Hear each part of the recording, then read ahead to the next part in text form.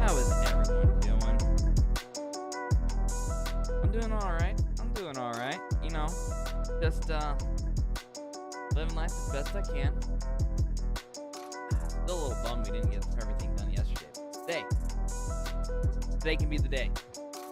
Just gotta hit that flow, get it riding, get that built out, and boom, move on to the drop.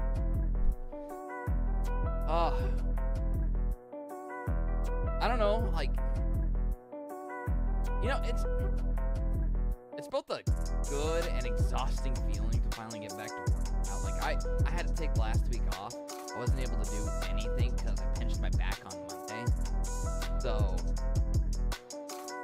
yesterday I managed to finally get back into working out. Did all upper body, chest, shoulders. And just waking up, I'm just like, oh, all I want to do is just like everything from here up. My arms, my legs, everything, that's fine. That can go to work. Not everything else, no. Just leave me to die in bed.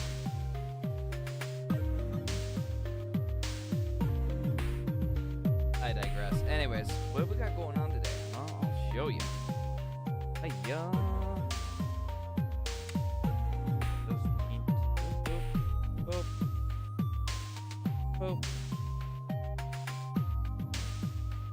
Oh, whoops.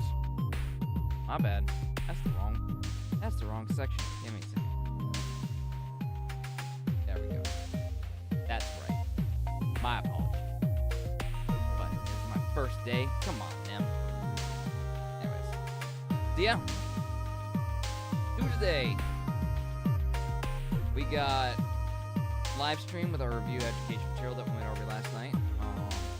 Daily melody and chord progression, which we'll be getting to after we finish this. And then complete our build-up for the song. Hopefully. I don't know. I'm tired of moving it down the line. I got the yard to pick up. Trash to put out by tonight. We finished How to Make Electronic Music by Sam Matla. We're all done with that book.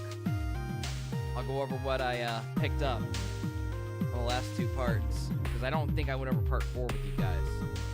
I did that on Friday when I read that. So yeah, I have to catch you up on what I learned from part 4 and part 5.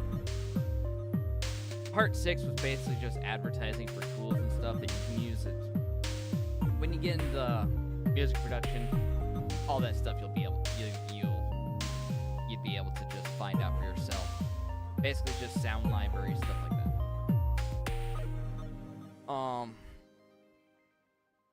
that. So we'll be moving on to the 12-month plan to learn music production at home by PLV.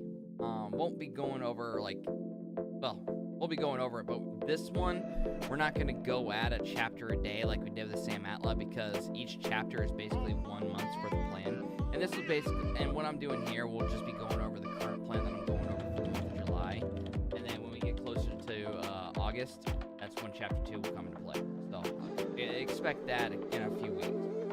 And then we're going to the proximity principle. I know, I had read chapter 3 and 4 yesterday, but I got distracted. After stream, I worked out, then I ate lunch, and then I just kind of went brain dead for a few hours. And then finally, after 4 o'clock, my brain was like, hey, I'm ready to learn again. And I'm like, okay, let's get to reading How to Make Electronic Music. And after I was done with that, writing all that stuff, gave Mom a call because it reminded me to let her know about the construction guys, which they should be showing up today with their contractors to do a preliminary inspection on what's going on with the roof. So I shouldn't have anything to do with them. And after they're all done, I can finally put my phone on fucking silent and never have to freaking deal with it during streams again. The only reason I don't do that now is because I'm expecting contractors to contact me, fixing the house.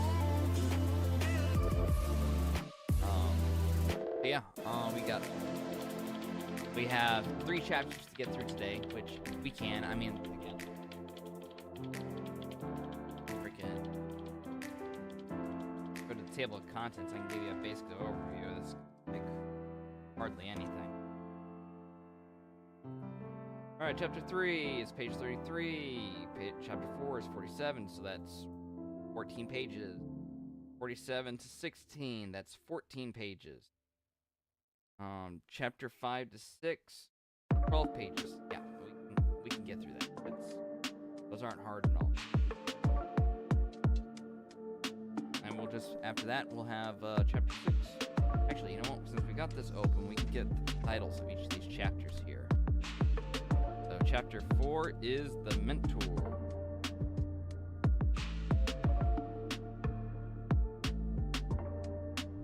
Chapter 5 is The Peers. Since we got it open, let's go ahead and copy pasta this. Move it over to tomorrow.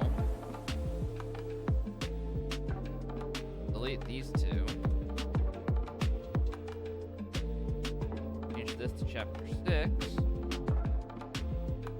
The producers.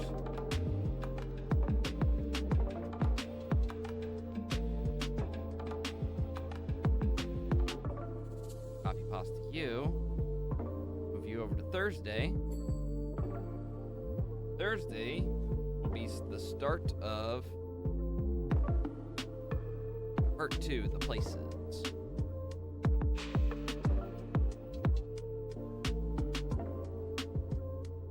Because that's only a few pages that it will introduce and might have some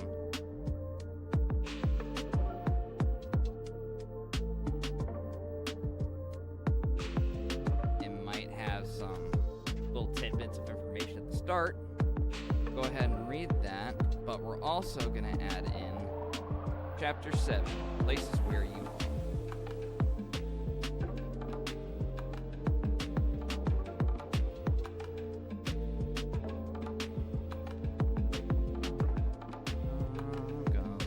tie it faster with one hand here soon. Oops, that's caps lock. There we go. Alright, cool. We got that flushed out for our schedule. Neat.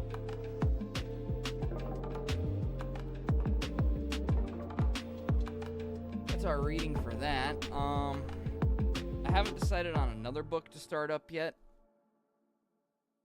Oh, and yeah, we still have meal prep too. And by meal prep, I pretty much have all my meal prep done. It's just, I don't have my salads made for the week, so I'm gonna take care of them once they have a salad for that, and then have it set out for the rest of the week.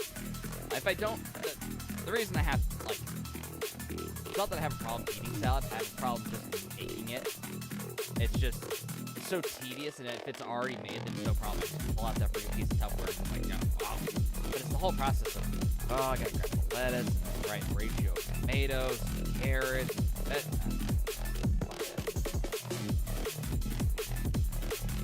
what can I say? I'm freaking ADHD and can't help myself. Alright, so Learning Hub. Let's take a look at what we got here. We got the Proximity Principle, which we're in the midst of. Finished up How to Make Electronic Music by Sam Matlow. I think the next thing we might pick up here is the Music Production Handbook by Sam Matlow. So after we're done reading Arlie, I think this will be what we go into next. So let's go ahead and add in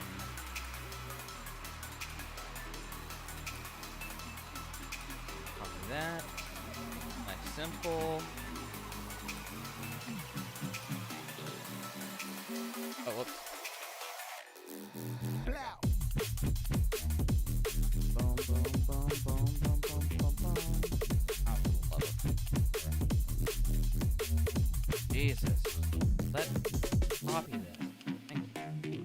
Highlight it. And italic, underline. There we go. Not exactly sure what we'll get started on it, but it's there. We'll figure it out when we look into it. Alright. So this looks like the plan for today. I can get rid of this last to-do. Fantastic. What's our goals for today? Complete the break, into the build-up, be done with it. Complete all education goals. Totally doable, as long as I don't go and take a nap or some shit. And then catch up on paperwork. I put that off again because, yeah, I was like, alright, it's 10 p.m., I want to at least get my dailies done on Final Fantasy, and yeah, that pushed me about 1 in the morning. Yeah. Needless to say, it was a bit of a rough time in PvP. We won, but it was only after I told them all to quit doing dumb crap and feeding themselves to the enemy. Man, I tell you. Anyways, recovery activities. Play that at the end of the night when I have the free time. Play with my boy Wesker. And pick heavy things up and put them back down. I'm thinking squats and backs today. Yeah, I think that's what we're doing today. Alright. That's it for day 39. Oh, so yeah, let's get started with the whole, what did I learn? We can go to our little summary here. Oh my god. Open. Thank you. So, part 4. The artist's mindset. Sam Matlow goes over in this one, basically, the right kind of mindset in order to be productive and make music. Habits compound over time, and there are serious consequences, both positive and negative. Build a bad habit, become less productive. You get distracted easily. Of course, with me, it's less about bad habits and more about just my desire for chronic stimulation. It's the best time to set good habits for yourself is yesterday. True enough. You always wish that you'd started things earlier. Yeah, I wish I had started this project 10 years ago when I was in college for it. In fact, I wish I hadn't even gone to college for it and just realized I could learn everything online already. Setting goals as a new producer. The upside of setting goals is that you're more likely to be focused, learn faster, and experience the satisfying feeling of having accomplished something that you set out to do. The downside is that goals can add unnecessary pressure. You know, basically, if you're like me, who doesn't like to let things down and flip by you, it's like, take this current music project, for example, right? I want to get this done within my first 30 days.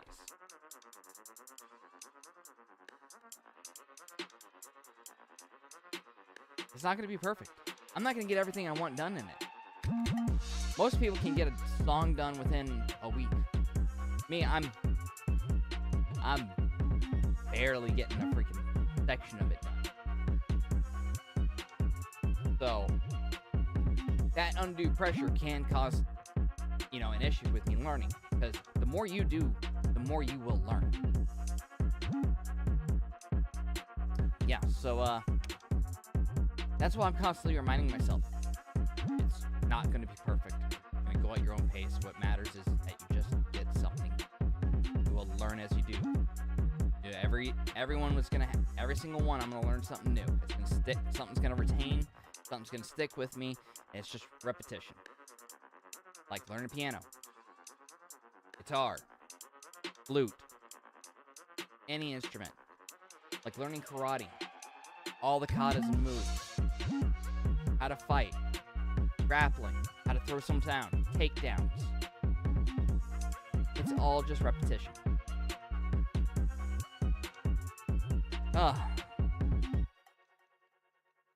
But as it also says here, one of the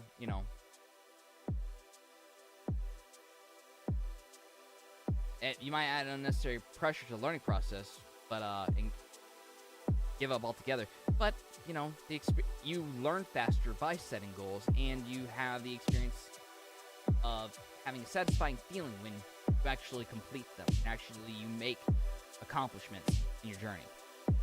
So, Sam Atlas says that don't set goals beyond 90 days. You're new to production, and you have no idea how fast you're going to learn. You don't have any idea what's going to happen in the next 90 days, let alone the next year, right? Set a reasonable goal for yourself, and a quarter is within a reasonable. It's far enough down the line that you can progress to it, but not that far down the line that you can't anticipate it. There's less variables, to say. And also, you overestimate what you can do in one day, but underestimate what you can do in a year. So, that's why 90 days is like a good in between. It's a quarter. So, goals should always be controllable too. You can't just say, oh, hold on here.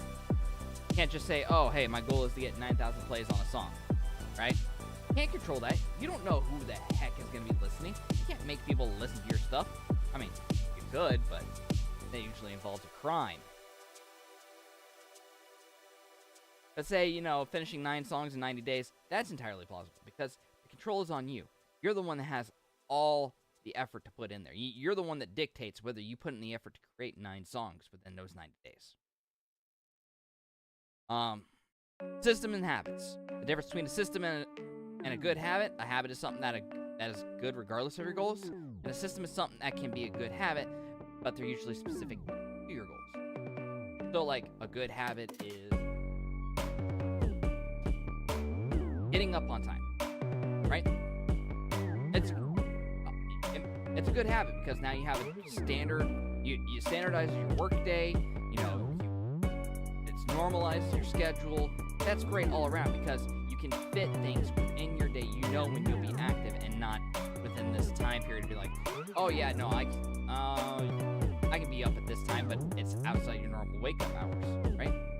And so you sleep in and then you miss out on what you said you were going to do. Whereas a system is, say, make a song every day. That system gives me experience in songwriting. It'll basically put you on autopilot. So you don't even have to think about the work that you're doing if it's important or not, because you know it's going to be beneficial to you, right?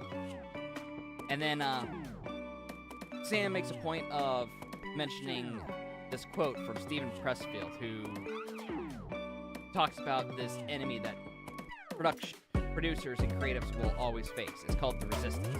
Resistance will tell you anything to keep you from doing your work. It will perjure, fabricate, falsify, seduce, bully, cajole. Resistance is protean. It will assume any form if that's what it takes to deceive you. It will reason with you like a lawyer or jam a 9mm in your face like a sticker man.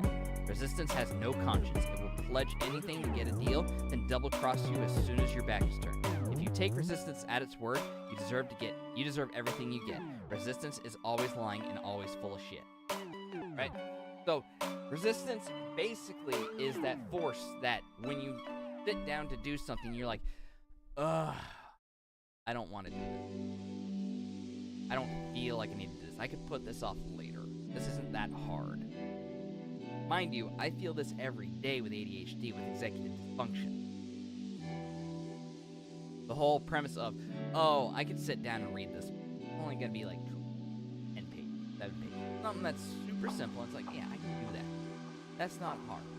Then I put it off. Then I put it off. I put it off because I'm wrapped up in other things that are more stimulating. Playing games, playing with my dog, napping, right? Yeah, you don't get anywhere. You're just putting it down the line, and now you don't have that shit done. Now you've got 3 chapters 3 days later that you need to freaking read and get done in order to stay on in order to stay on schedule. Yeah, resistance sucks. Don't give into it. And the best way to fight it is to have a professional mindset. Right? It doesn't matter if you're a new producer or an experienced one. Acting as a professional from the start will build the habit of becoming one. So when the time you are one, it's no different than what you've been doing this whole time. And professionals push through the resistance. A pro mindset is basically the mindset of working diligently on your craft, even on the hard days. You work silently on your craft because you know that the quality of your work makes all the difference in the long run. You don't let your ego get the better of you, and you know that sustained and focused attention on one's craft results in a sense of deep satisfaction and achievement. That's all there is to it. So, that's the artist mindset. That's the mindset I've been trying to embrace and approach this entire thing. Which is why I'm here on stream, because this helps hold me accountable to it all. Whether you who are watching it right now, or ones who watch it on the VODs, or just me going back and reviewing my journey in the future.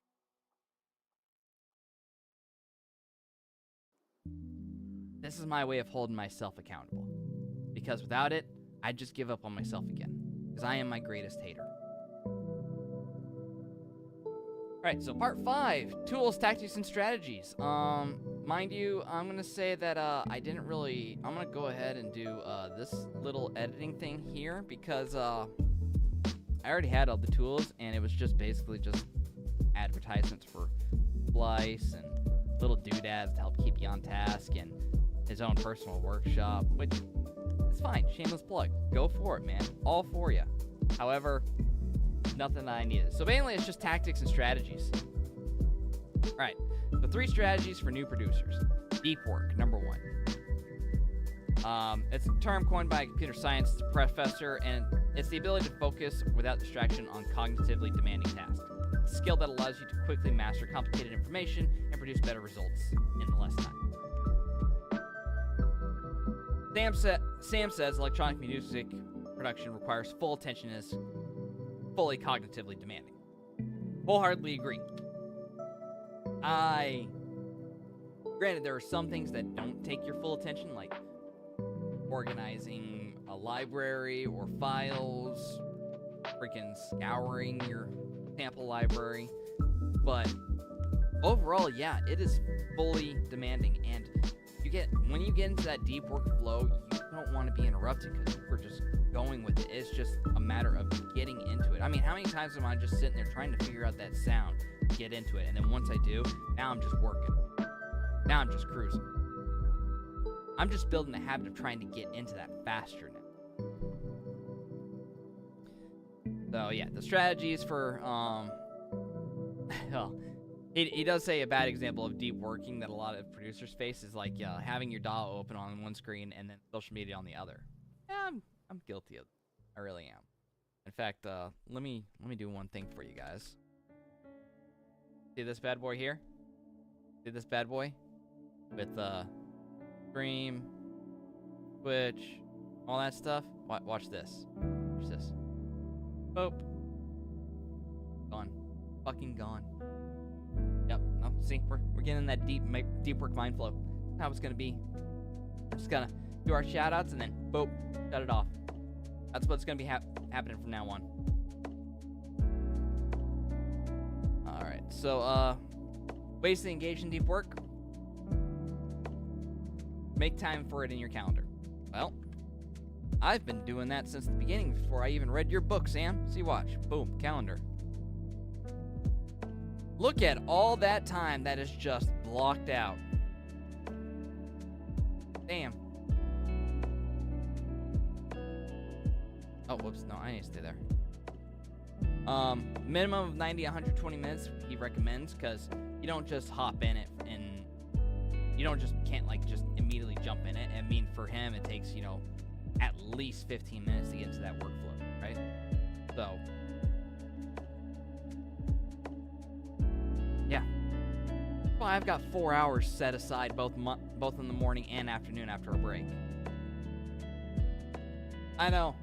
A lot of researchers and everything say that, most people can only give you about 2.5, 3 hours of solid learning a day. I can agree with that, because the more I'm finding out is the more time I set aside, it's harder to just engage in the afternoon, especially after a really, really involved stream in the morning. So, yeah. And of course, I'm sitting here chatting away about everything that I learned with it listed as a music production stream, but it's like, this is the educational part. This is the part where I'm telling you, all the processes in order to get into music. From nothing, people. This is my journey into becoming one as a self-taught music producer.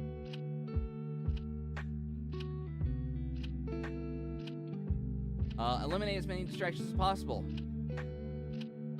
I want to eat this sumbitch so bad. But no, because I've got responsibilities and freaking fixing this damn house. So until that's taken care of, I don't get to turn that sumbitch on airplane mode. But you people, unplug from society. Put your phone on airplane mode. Or put it in another room. Unplug from the internet if you can. I can't, because then you won't be able to watch the stream. Tell your mates, spouse, pets, fuck off. Fuck off. I do it to my cat. Comes in here on his 3 legs and just starts bitching and moaning. And I'm like, Toothless, get the fuck up.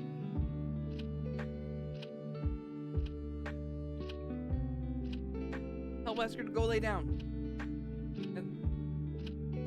Not there, that's just the blanket there. But he's off laying down in the other room. Of course, I tell my mom that I'm busy there in this time, and all she hears is a time frame, so that's when she usually contacts me. I think I've got her set to just text during that time, but we'll see. Still doesn't change the fact that my text messages go off and I lose my absolute shit. I'm just texting me. That's usually me. Love her. But it does interrupt the workflow. Any alert does. Any alert does for me. So when this crap is done and I'm no longer needed to pay attention to stuff, I am totally just putting it on airplane mode, and for 4 hours I am unreachable.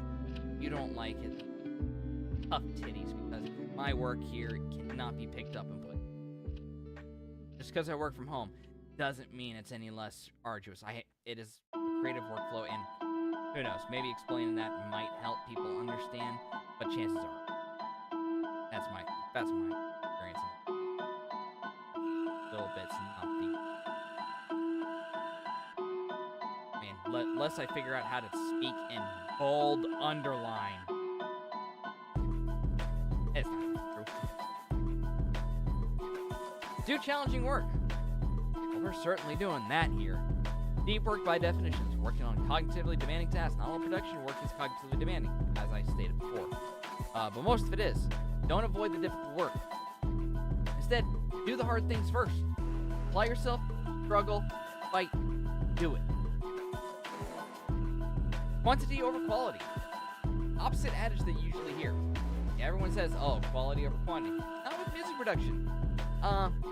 Yeah, because the more songs you finish, the more of a habit of finishing you build. The more songs you finish, the more problems you've encountered and solved and practiced to overcome.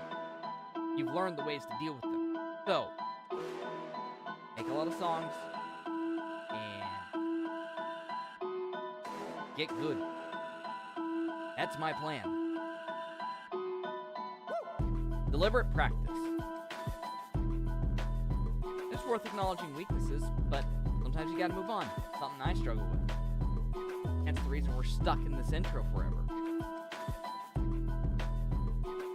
I guess that's kind of the reason why PLB's first month is, make one song so you can indulge in all that, figuring out each little intricate part, and not just going, alright, make a song, move on. Make a song, move on. This is what we're doing. We are going through this arduous process of getting it out of our system, and then next month, I think the plan is make it even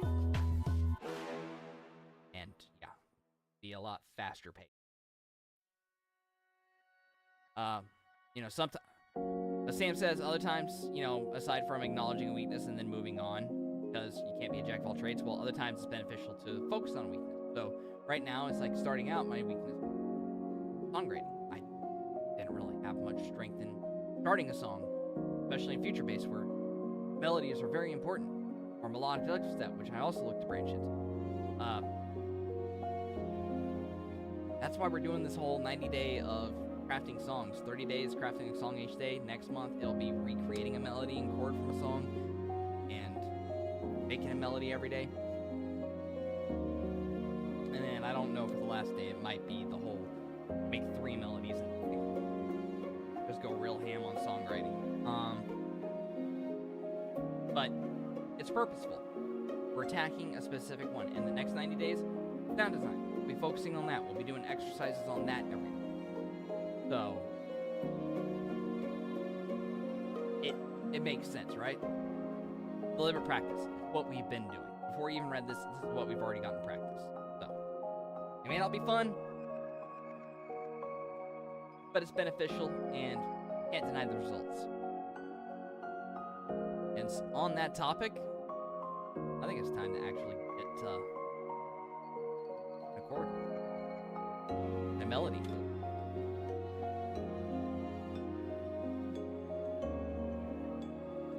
I know. That was 30 minutes of talking about everything I had learned, but that's what happens when you put shit off, and they're 2 of the biggest parts of the book. So, a lot of information regarding an artist's mindset and strategy. So, if you're starting out in music production, this may not have all the skills and everything you need. Like, it may not be the stuff that you actually think, but it is all the things to, it's the mental aspect and strategy aspect of starting your journey as a music producer. Definitely. Free book by Sam Matla, How to Make Electronic Music. Go get it.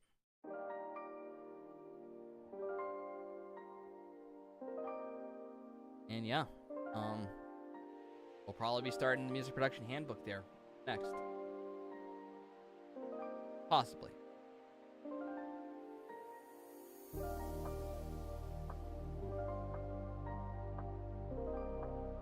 We'll see. Haven't quite decided on what my next. We might actually start up We might actually start up the FL Tips Future Bass and Remix Core. That might be helpful to do.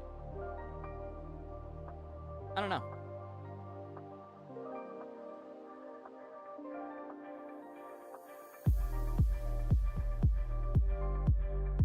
I'll think about it tomorrow. And we'll decide by Thursday. Anywho. Again, let's get back to making a chord. Right. So, go ahead and load up our handy dandy virtual instrument.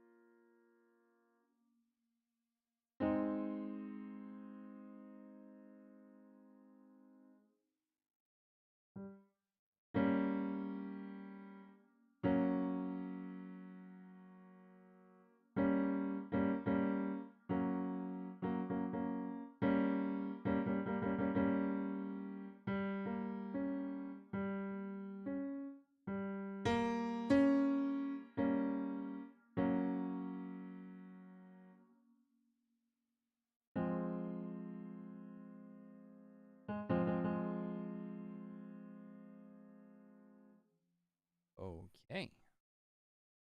Let's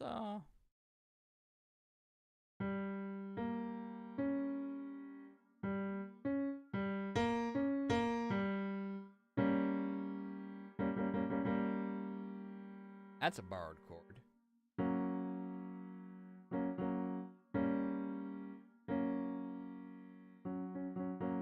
That actually sounds really good.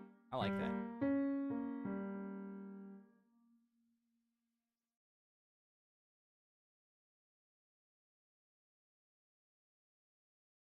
All right.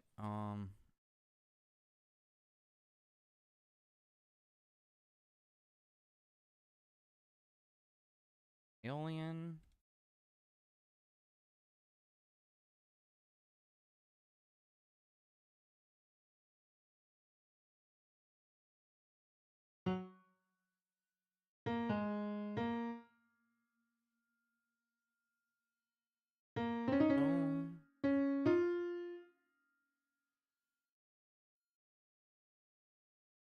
Boom.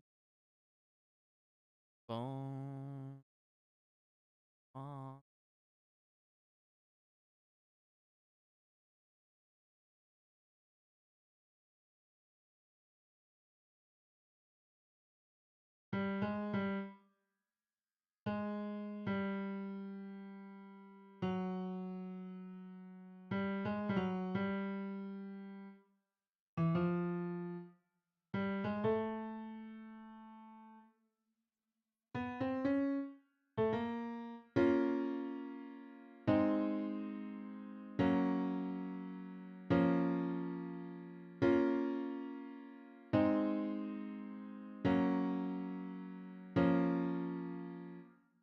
Hold on.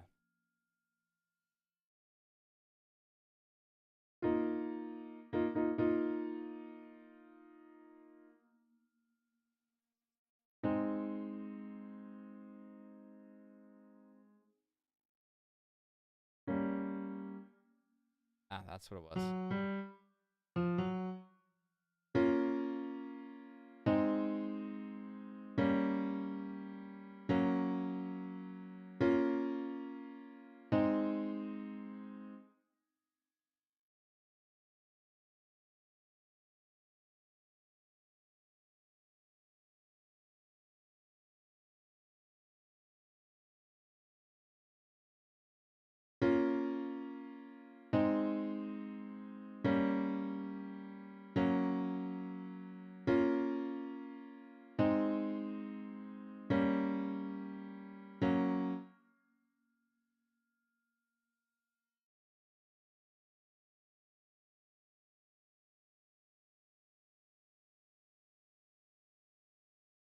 I want to move y'all over.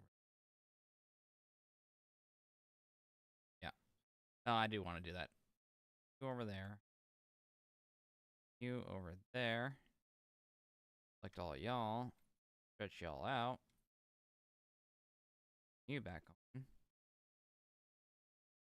Stretch y'all out for another.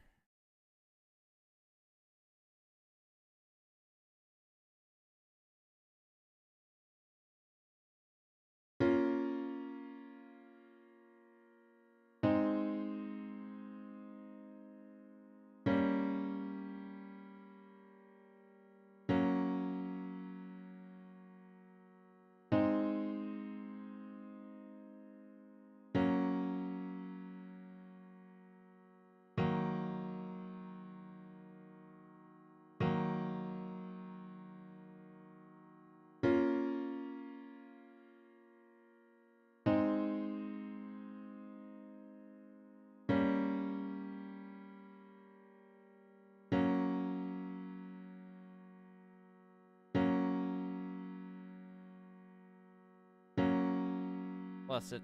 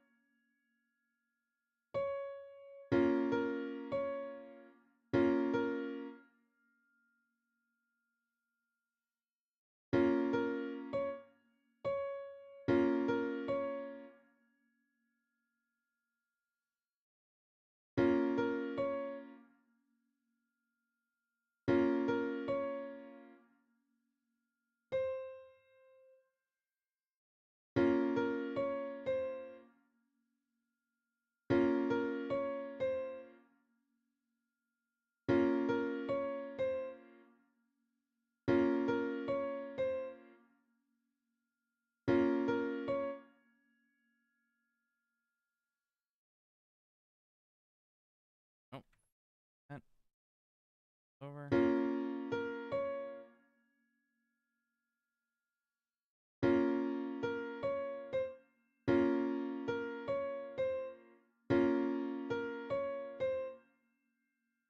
Da, da.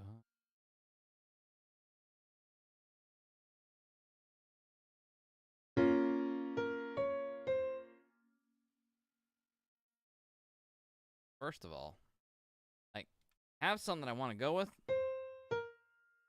Bless it all.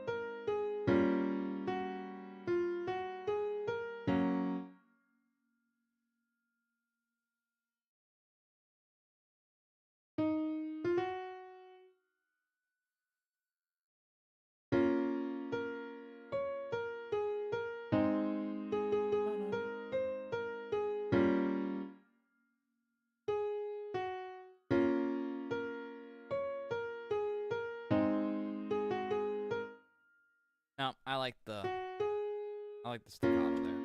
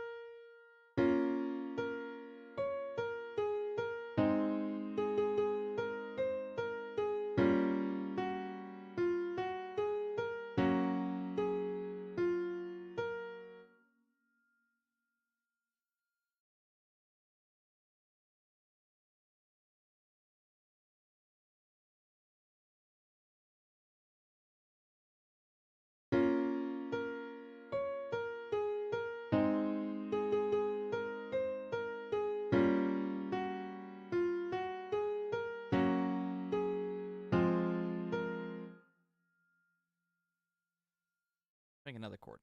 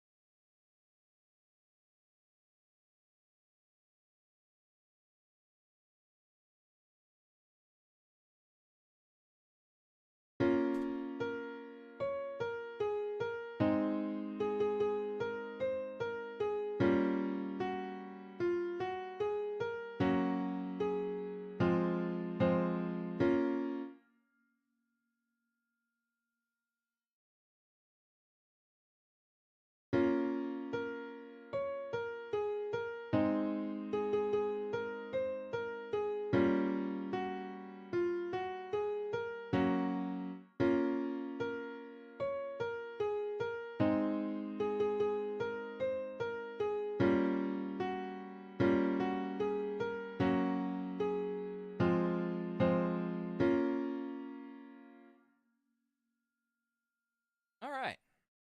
That's not bad.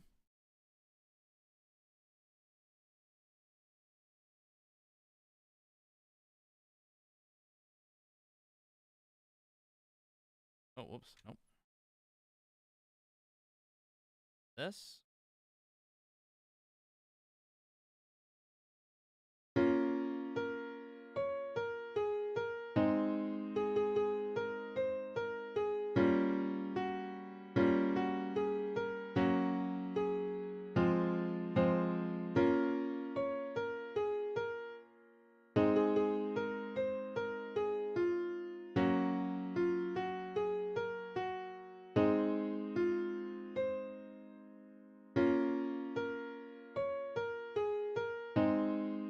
My bad. I forgot this little melody here starts off different.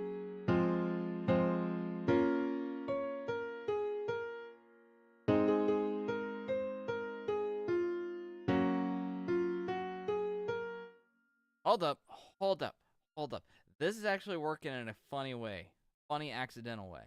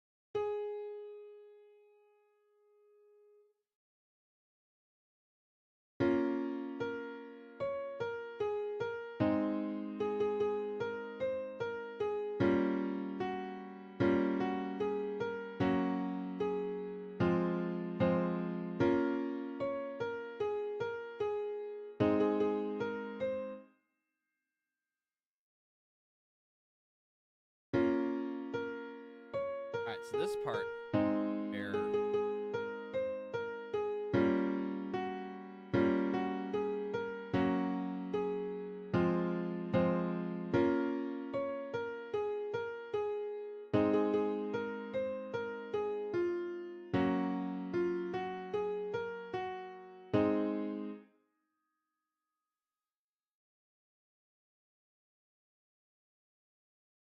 oops, nope, delete that.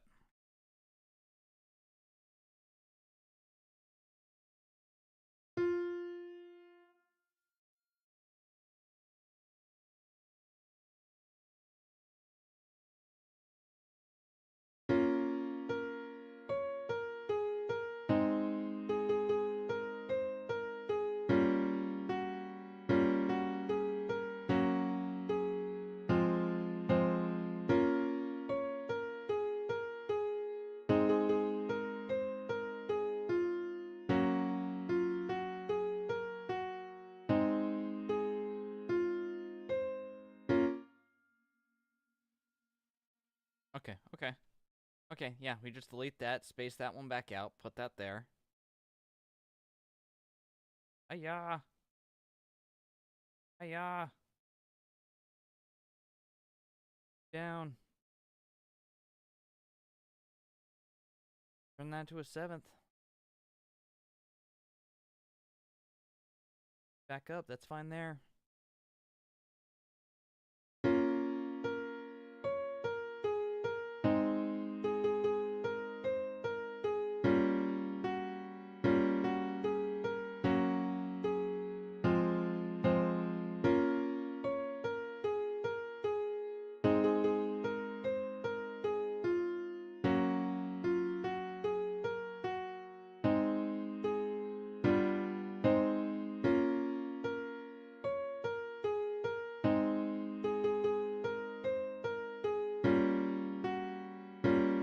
Never mind, that one kind of sucked ass.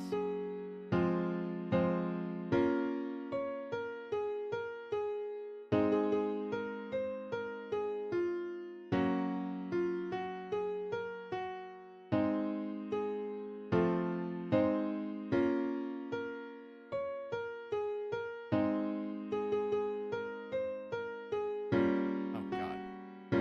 Probably helps if I put this back on.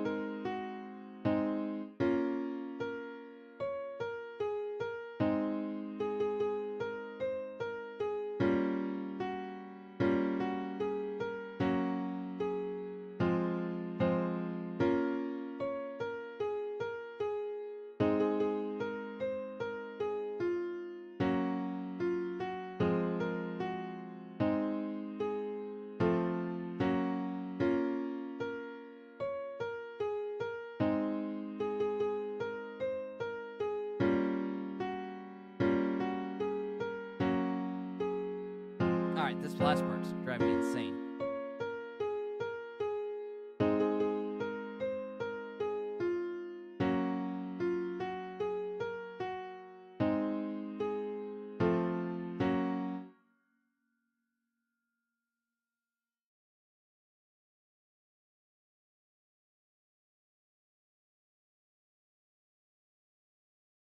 I don't know why this one.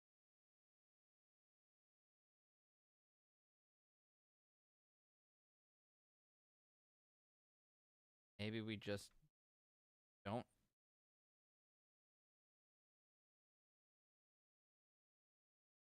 don't have those. And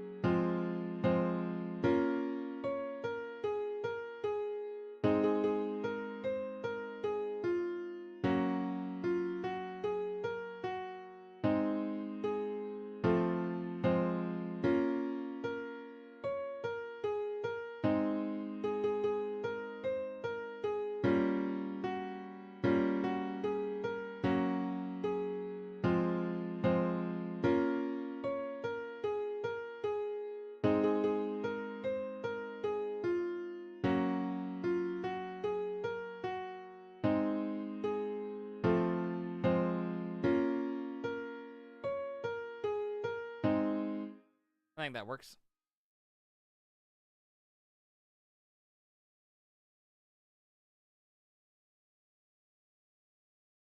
Develops a baseline.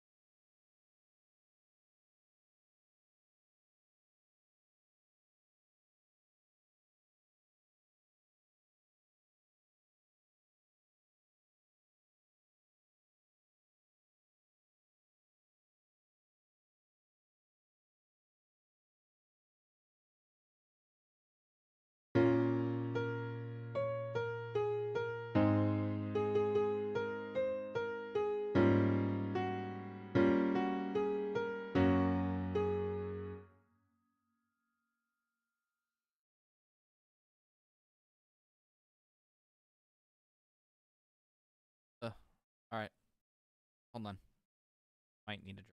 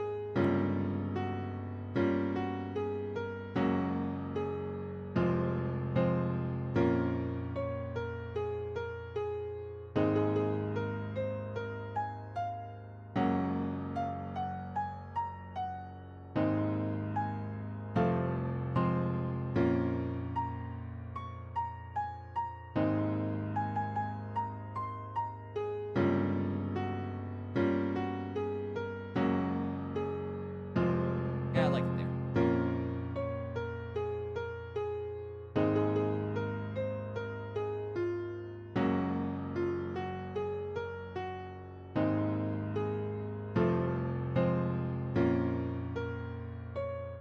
All right, cool.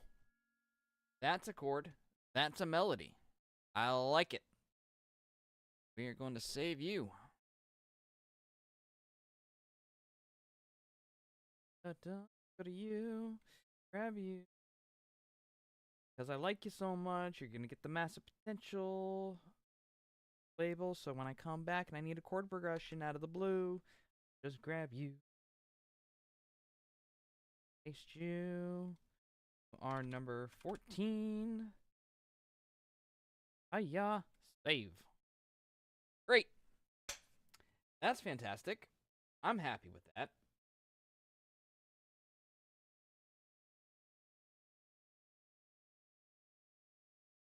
All right, let's go ahead and open. Work in progress, first song, boom.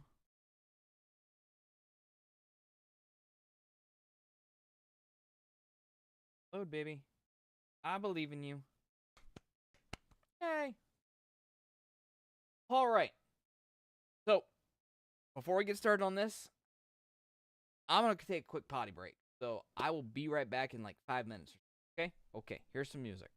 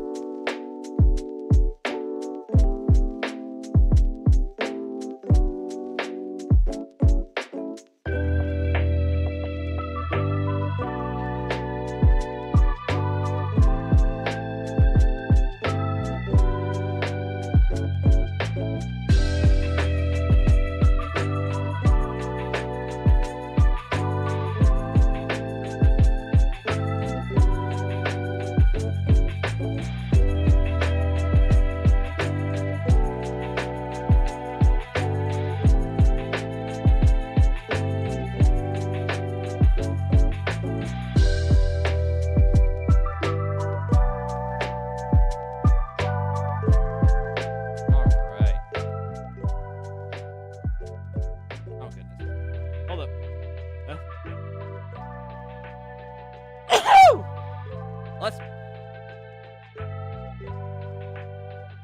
Y'all didn't see that.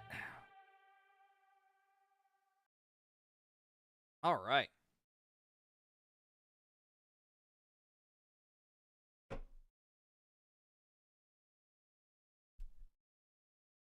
Body has been purged. Hands have been washed. LaCroix has been grabbed. Let's get this started. All right, so how does our electric guitar edition hold up after a night's rest?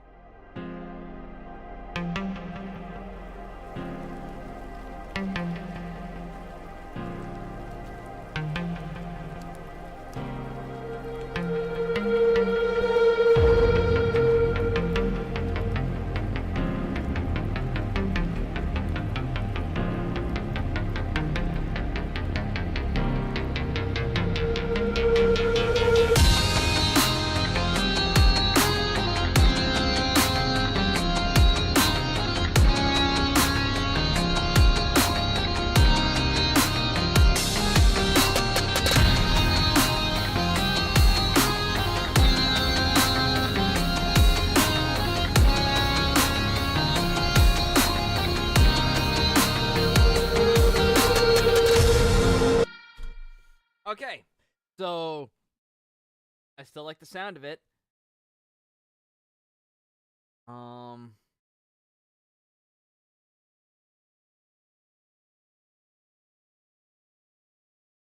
Problem is, I just think that melody comes in way too hard. That's what I think it is. So, hello, Abram. How you doing today, man? Go back to you. And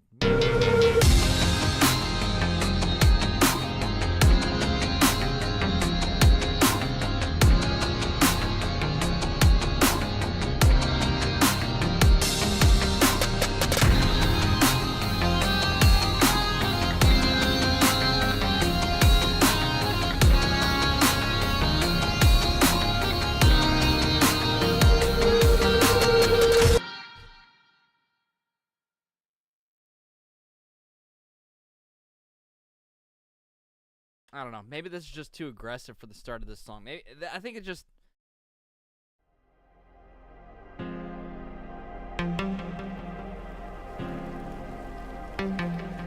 I was feeling it yesterday. I don't hate the sound.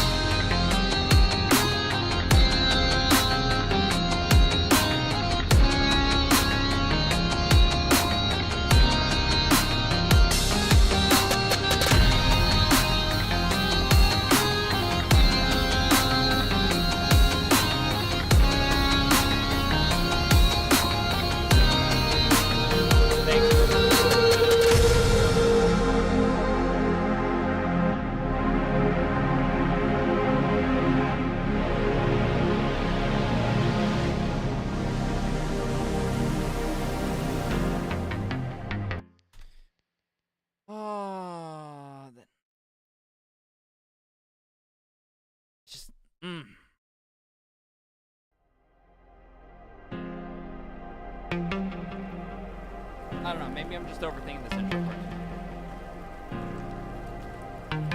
Maybe I should just forget about it and just keep moving on.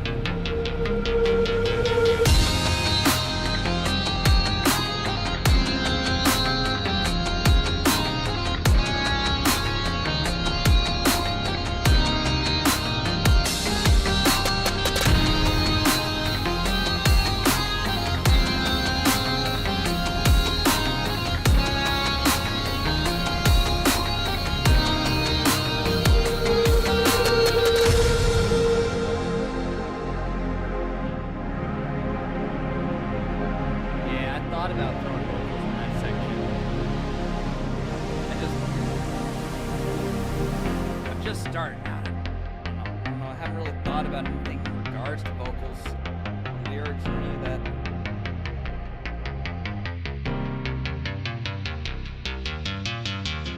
All right. Got our soft pad there.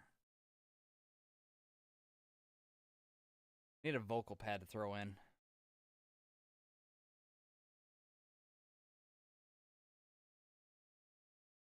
We have it set aside. We just don't have anything written down for it. What do you add? Nope. Piano.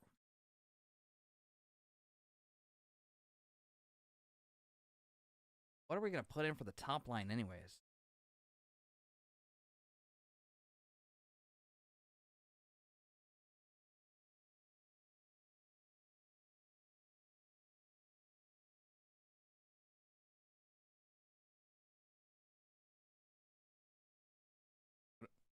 What if we just went to soft pad, copied that, take the top 2 lines of that? Teach you how to make future bass. Dude, I'm just learning how to make future bass. I've been doing a follow along with Novus here. He's got a whole future bass tutorial that we've been following along. Basically what we've been building the structure off of our song from. In fact, we're going to move into the breakdown section right now. And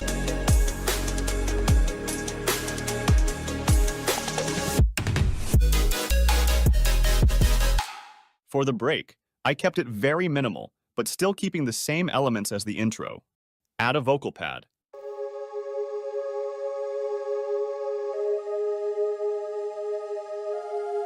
Hold up. We take his vocal pad here. He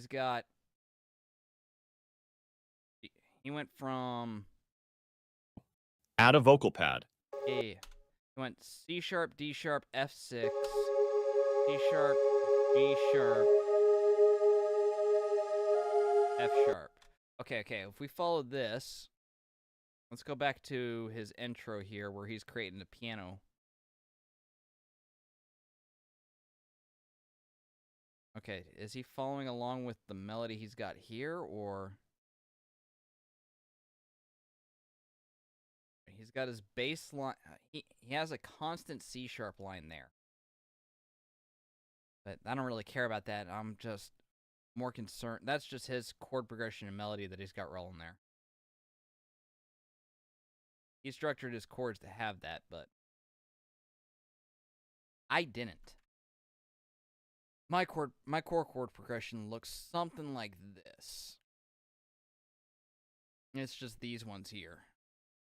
Just repeating over and over.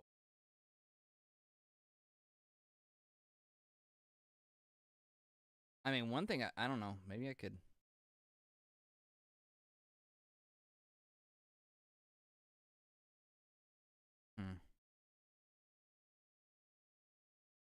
Not quite sure where he got his vocal, unless he's basing it off the vocal track that comes from the remix that he's making. Same elements as the intro. Add a vocal pad. I wonder if that's what he's actually based it off of, the lyrics that he's got in the final result. So, like, say we go to his final result here. This is after his verse going into the breakdown.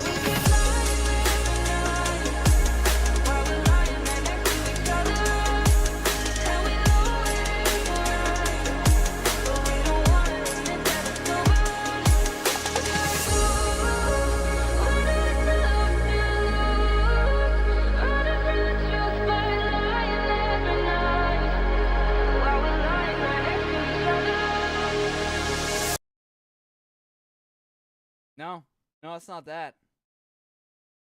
I think he's just running a counter melody with it. Yeah, it's not I don't see it following any pattern with the rest of his stuff. I think it's just running a counter melody that coincides with it, using it as atmosphere.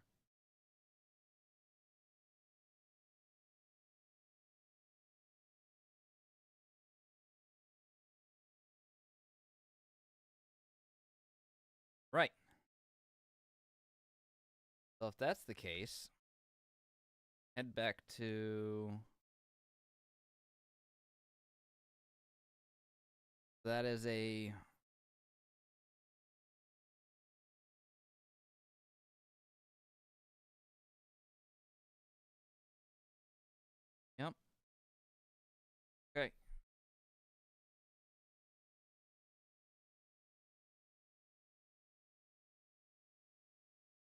So we just need to create like something of a counter melody with the vocal pad. Okay.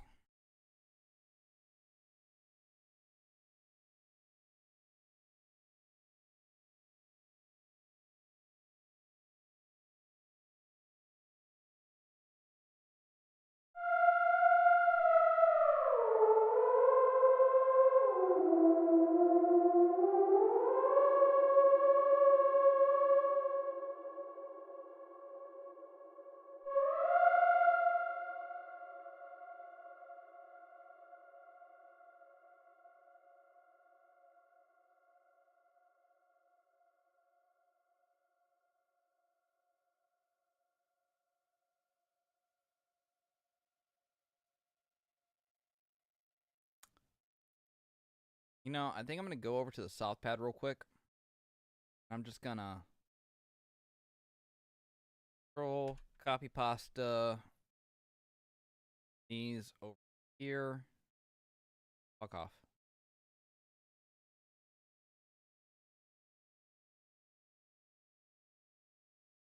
Go, and then we're just gonna go ahead and mute all these tracks just so we have the ghost notes so we can base off of.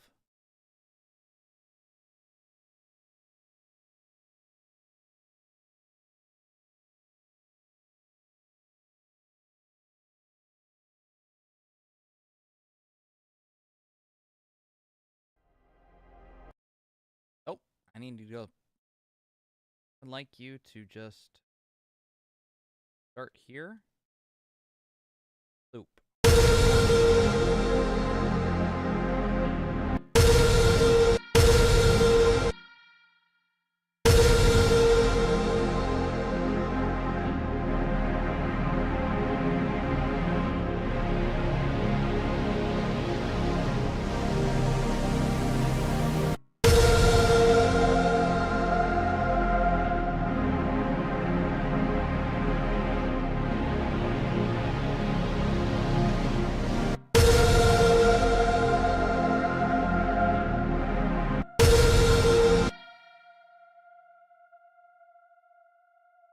Oops.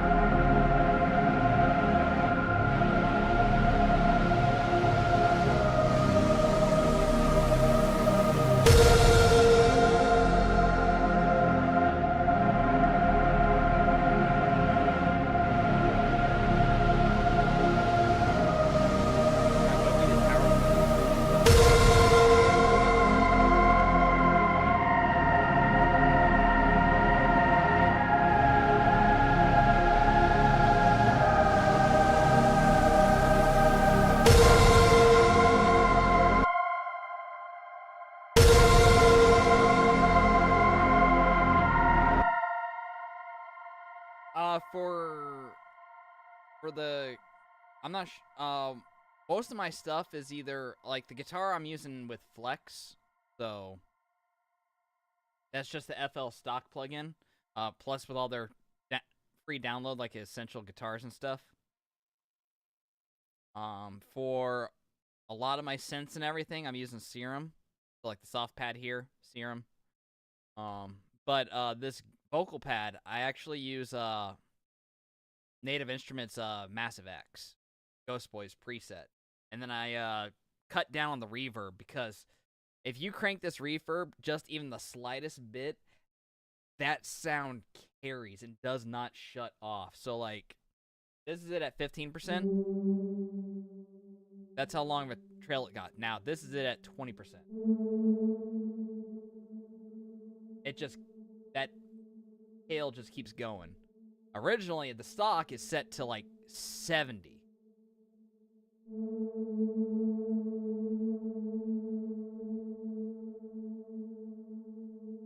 That's how long that note carries.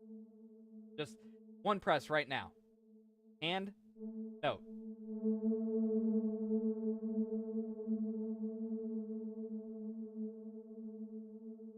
So yeah, I cut the reverb down to 15% so the note doesn't carry as long. I think I might cut it down even more.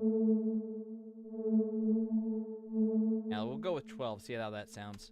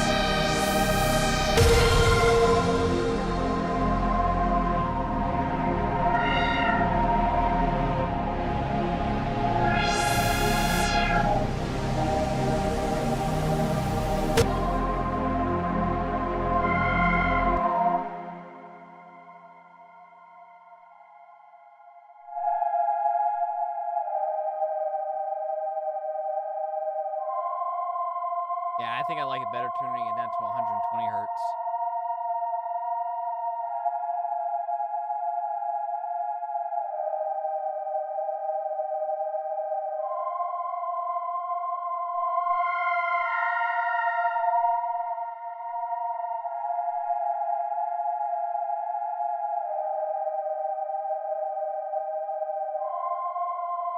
Yeah, 120 hertz sounds better.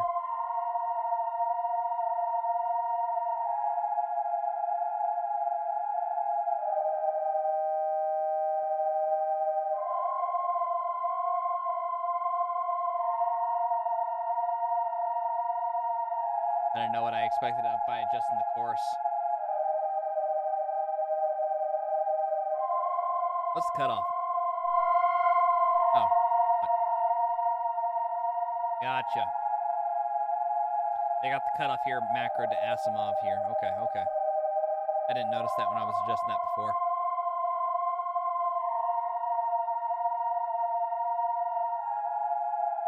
I haven't really messed with Massive X too much. I've only like perused its samples before in the past, so.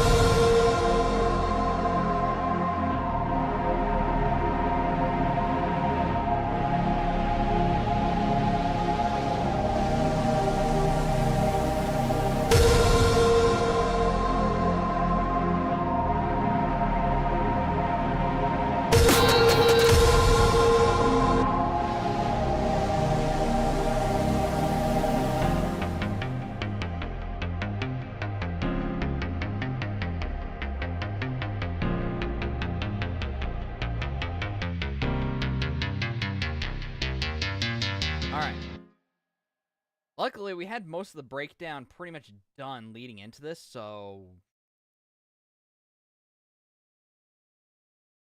Yeah, I think we only really have to... I think we'll be just working on the build-up now into the drop.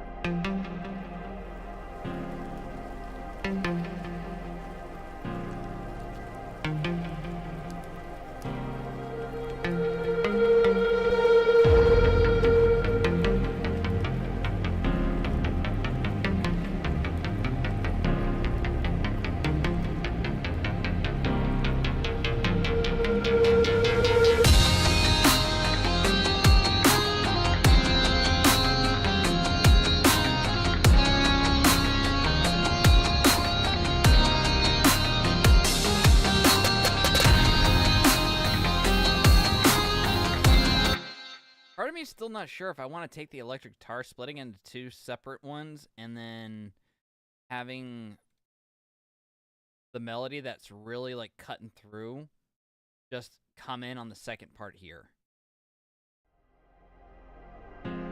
Like, if I just took off the melody here.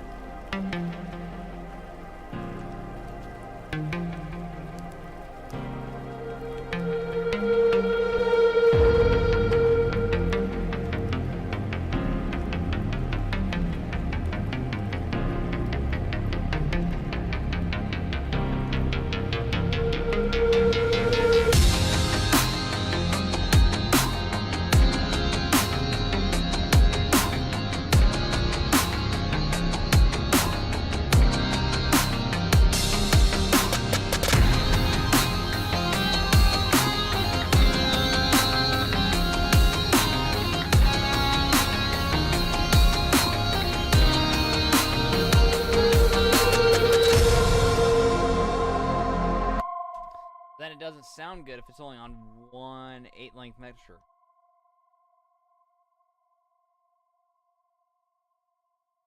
Frick. I don't know. Do I just take them out and then eventually just put in a vocal on that part?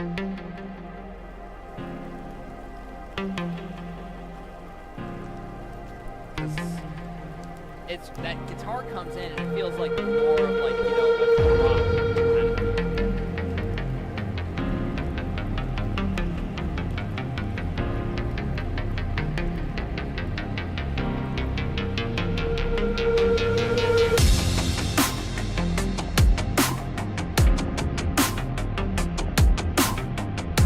But it feels like this is the problem I had yesterday. It feels so empty without it.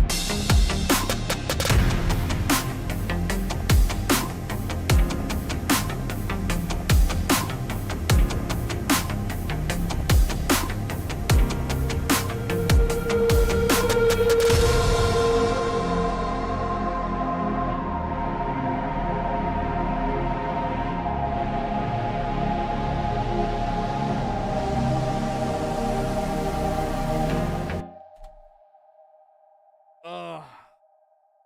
That verse section is just giving me all the trouble. Whatever.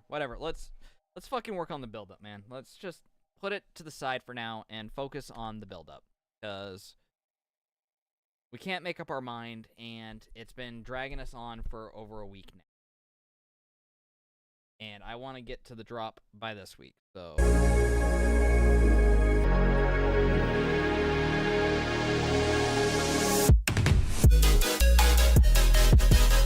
All right, Keep the Novus. piano, ambience, and pad from the break. Sounds good.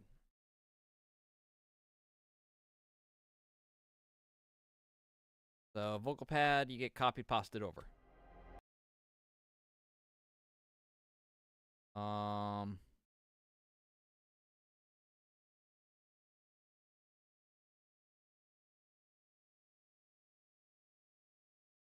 Wait a second.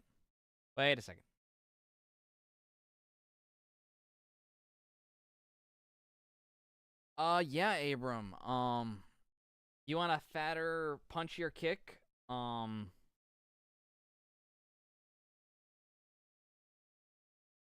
Honestly, aside from getting samples and stuff like that that are already fat and punchy, you can increase gain using a compressor, use a sidechain, because that'll actually lower out all the other sounds that you sidechain it in, and it'll cut out freaking the other tracks. So they actually drop in sound as the kick comes in, so it actually makes your kick sound punchier, but it's just actually it has more presence in the mix. And you can always just add a tiny bit of reverb to it. Give it that little bit extra breath.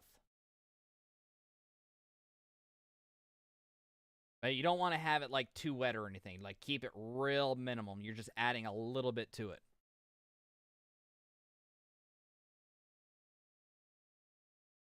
Outside of that, layer it. Best thing I could tell you. You get multiple different kick samples and layer those some bitches. Balance their volume so they're matched. You have them all sidechain into the same sub or the same bus, and then slap a compressor on it to glue them all together. That'll get you a really fat, punchy kick.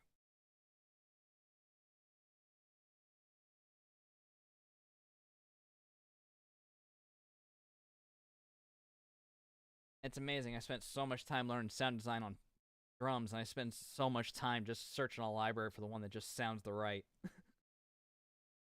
I have all the knowledge on how to freaking glue a freaking fat, punchy kick together, but I never bothered to do it. I should practice what I preach.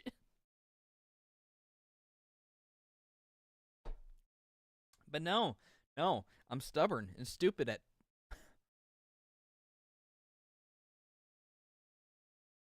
Do as I say, not as I do. But it's the same principle as what I actually did for my my snares here. I basically I I have your typical snare, right? And then I added in a clap. That gives it that extra crisp on the hit.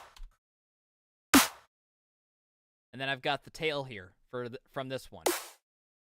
That really long, like, white noisy tail. But all together,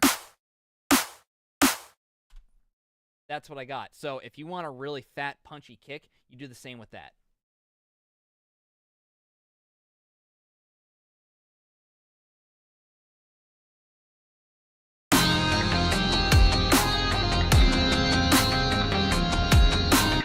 And in fact, if my find that my kick isn't punching through enough, I'll just add in.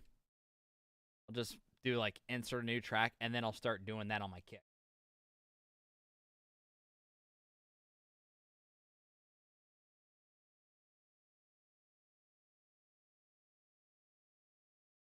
But yes, also, like, again, do as I say, not as I do.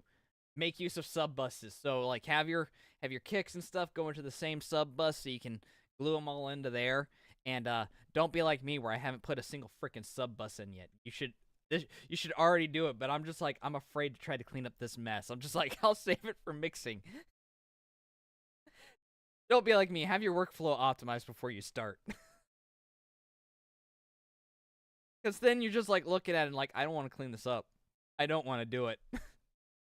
I'll have to. At some point, I'm going to have to go through each track here and be like, all right, you need to go to a bus. So, all right, main piano, and we take you off and we attach you to a bus. And yeah, no, it's going to be a lot of work for me in the future. But that's why we're learning. So we can learn from our mistakes in the future and not repeat them. So, like, we will go through and create a template for FL Studio. So when we start a new project, it'll be like, all right, here's my template. These are all my buses, and they're already pre-set up for each of these mandatory tracks that are going in. I'll have a spot saved for kick drums. I'll have a spot saved for synths. I'll have a spot saved for ARPs. It's basically going to be all set out. So all it is just click and drag onto the channel rack, and it'll be already set up to go right into that, and voila. Don't have to deal with all this shit going through. But that's why we're doing this. We're doing this so we can learn, because, like you, I'm a new music producer myself. I've been dabbling in it since I was 16, went to college for it, and then I left. Then I ended up going for game design after that, and I put it on the back burner. So it's not until recently I've been like, you know what? Music industry didn't work out for me. Or not music industry, sorry. Video game industry didn't work out for me. Left that. Software industry was fun being in QA and stuff, but living expenses, so I couldn't stay at my job. And then everything else I've done hasn't brought me any pride and joy into what I wanted to do. And so I'm like, what did I actually want? I enjoyed DJing at clubs. I enjoyed DJing at bars. I enjoyed entertaining. That's what I enjoyed. So, rekindled my passion for making music while combining it with entertaining in the form of streaming, because I never really was that great of a video game streamer. Video game streaming, I prefer just to play the games and not really address chat or interact or anything or really talk, because when I'm playing games, I am just laser focused on the task at hand. When it comes to this, yeah, I can get laser focused on the task at hand, but I can also talk to guys, explain my thought process, because especially since I'm learning, I can share everything that I'm going through. So this is a journey of nothing to something. Grub Lord to Goat Lord. All right? So we are finding our way. This is our first month going full ham into it. Last month was all just me showing like preparatory and making the channel, making the project so I could actually present on stream. And now it's full-blown music production. Nothing else. I read tons of material on the side, from business to how to make music. I share it all at the beginning of my streams, and then I go right into the working on this project. So you see everything that I go through in order to achieve my dream of becoming an EDM producer.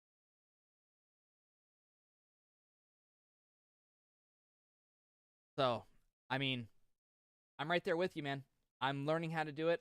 every little bit, every neat trick, tip, and thing I do, I will be sharing here on this channel. So if you enjoy it, hit the subscribe, hit a follow. It's fine. I appreciate you being here, appreciate the support, and I hope some of the advice I've picked up along the way has already helped you out in what you were looking to do. I wish I had some of those videos I looked up on kicks and stuff in order to the knowledge that I told you about getting punchier kicks. God, I don't remember those videos. And it doesn't help that I used to use my like as like my likes on my channel as my way of filtering those out, but I've kind of did away with that in the past year, so now it's just a jumbled mess of any video that I like and support. It gets that thumbs up. Not at the moment, but I do have a business plan for it, so it's actually a work in progress. Right now, I should be self-sufficient, as in paying for all my expenses, not just business-wise, but also paying myself. That should be done. That should be within the year. In the year, that should be plausible for myself. My avenues of revenue, starting out, are nothing, so I'm basically running on savings at the moment.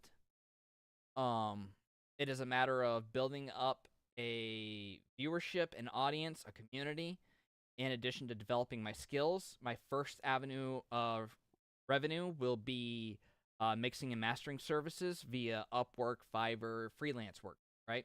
Because you can start off at that at $25 an hour. Not only that, you also help develop your skills in both mixing and mastering. Thus, when you're working on your own music projects, it actually help you out in the workflow on that, because you'll have the experience and knowledge of getting through stuff on that regard. So I'm looking to start up that by October or November.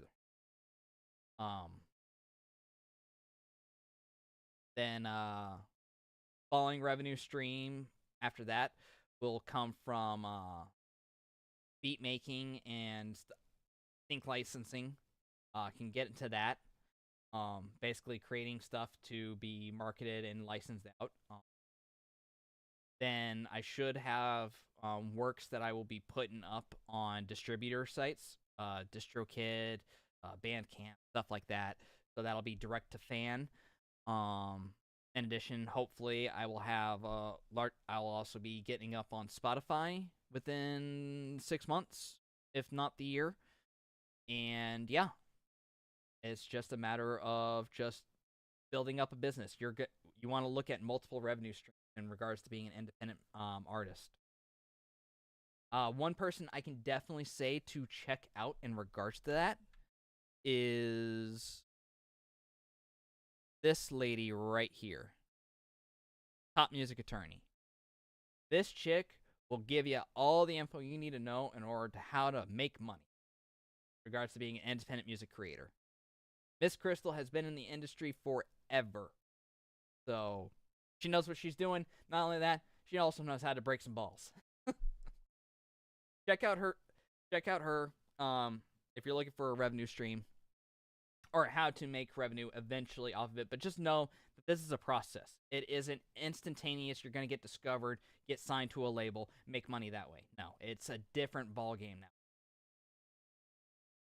So it is all about building a business, and that's what I'm invested in, building this business. Thus, this is training. This is what it is. This first month and first few months is training, developing the skills I need in order to do it. Some of it's me, getting the rust off, and other parts is me, learning shit that I never bothered to sit down and actually take time to learn and not get distracted from. So,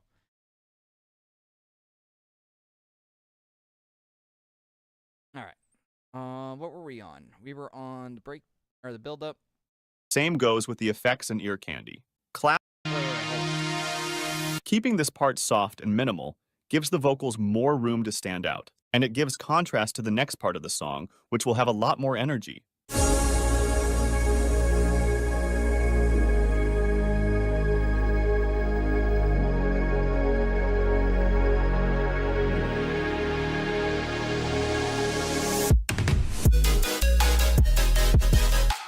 Keep the piano, ambience, and pad from the break. Same goes with the effects and ear candy.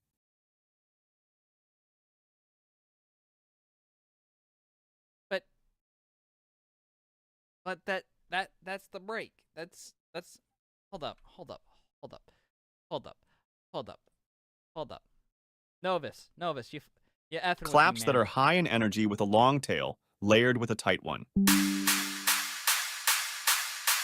Orchestral drum loop.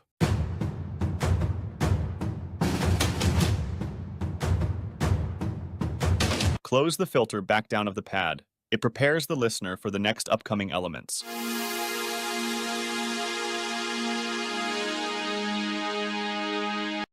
Thank you. Now you make sense. Okay, so we're not doing vocal pad. Wait, nope. I destroyed the wrong one. Okay. That vocal pad's gone. That soft pad goes over. And the filter cutoff. I need you. Thank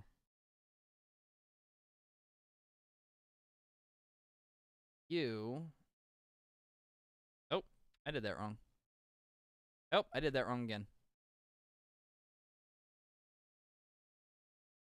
Can I please shift copy you? Thank you. Now, I would like you. Nope. Nope. Make you unique. Thank you, sir. All right, and your filter cutoff with this started at 60%. Where were you started off at? Yep, 60%. Okay. You need to go to 60.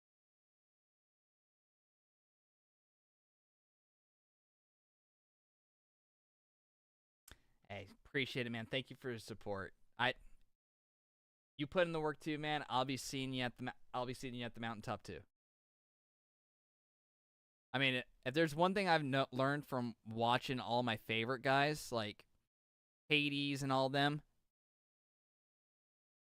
they all reached the same spot by knowing everyone who was at the same point in their music.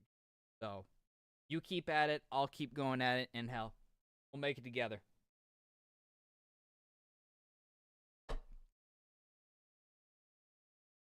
Hell yeah, man.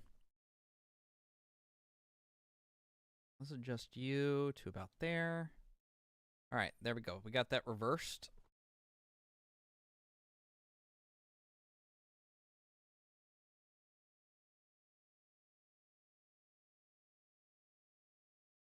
No, I didn't think it would be able to do that.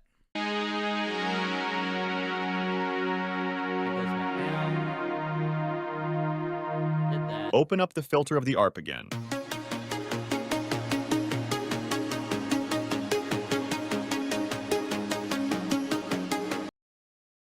Okay, we got the ARP there.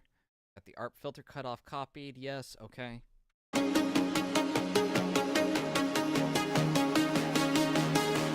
A plucky synth in a triplet pattern.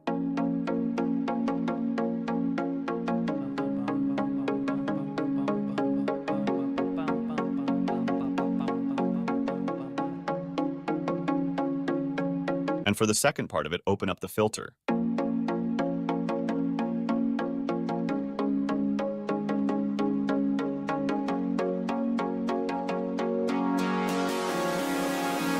Tonal riser.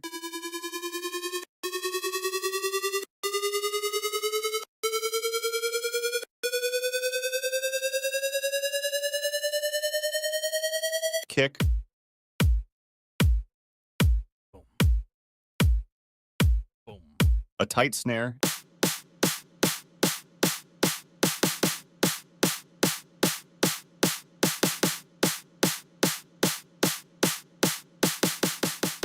And a flange riser.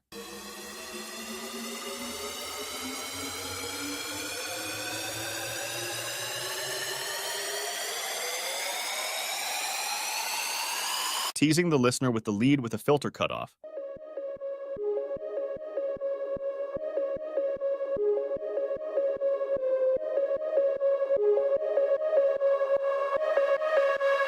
Add this drum fill. Claps, a sub drop, and finally reverse the lead before the drop. Together.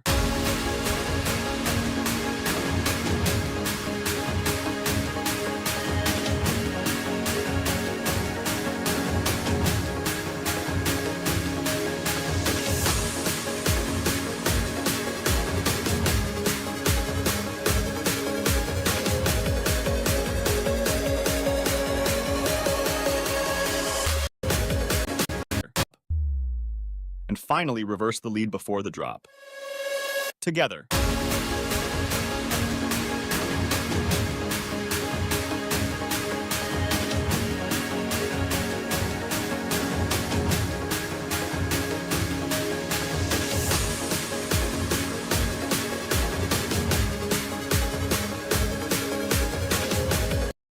Okay. Alright,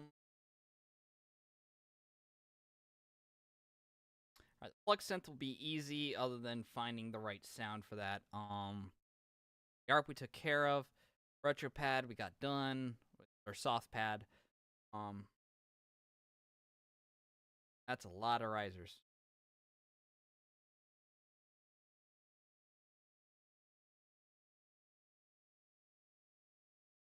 Kick is fine. Alright, why don't we just go ahead and get the kick going?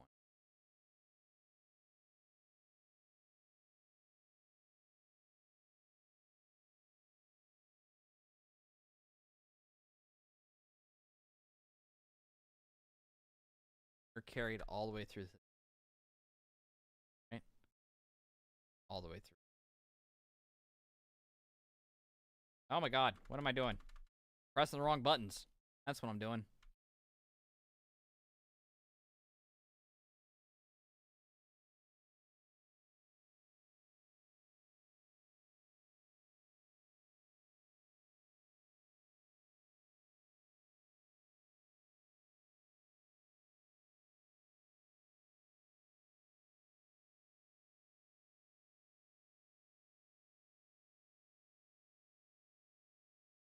Ugh. Could I please can just press the right buttons?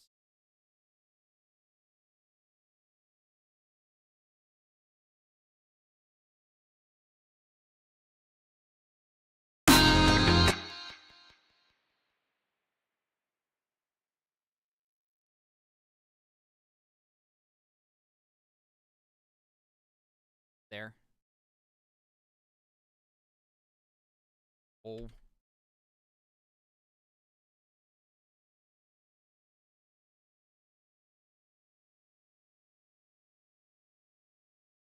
Add kicks go all the way to there, and they change. Great. You have two different kicks. Son of a whore! Alright.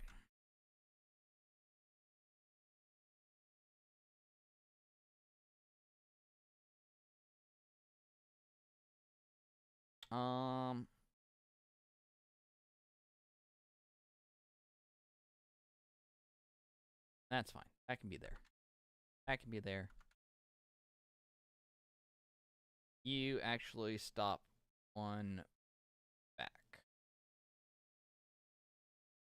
Go there. You're there. Copy you. Yeah, this is hit. The kicks are hitting on every quarter note. Right? Nope. Nope. They're hitting on every eighth. That's fine. Oh. That. Go. They're hitting on every eighth from 54 to 57.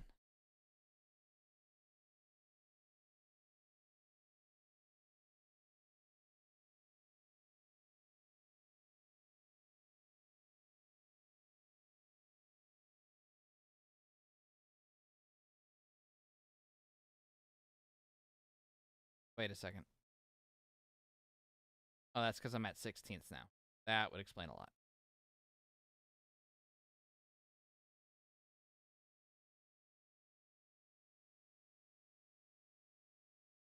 They were hitting every half.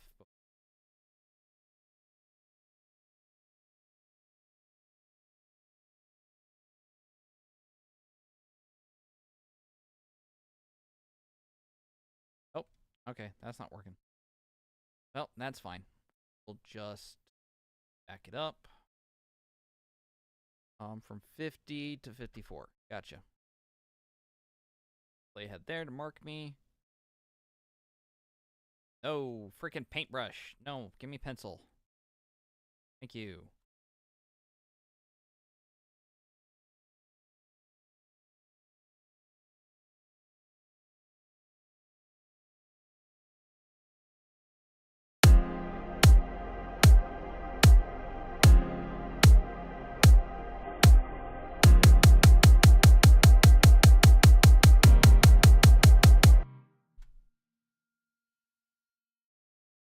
Everything else, rhythm going into that.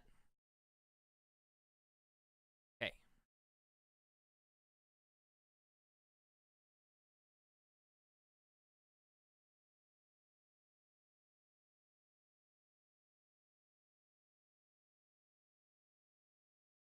Boom, boom, boom, boom, boom, boom.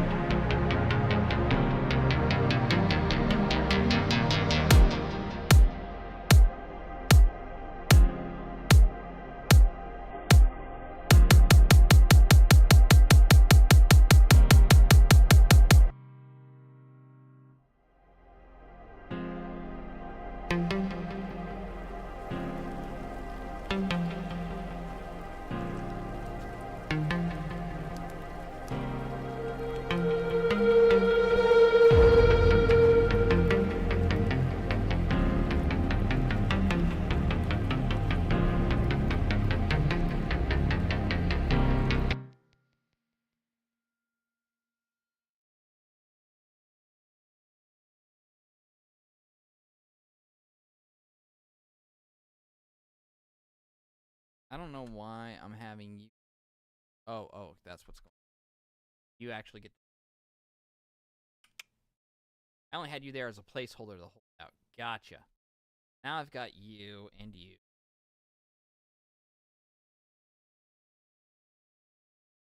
No, this one's just gonna be released for anyone to listen to on my YouTube channel and stuff. I maybe if I ever go back and redo it, but again, this is my first song on my project, so it's going to be rough.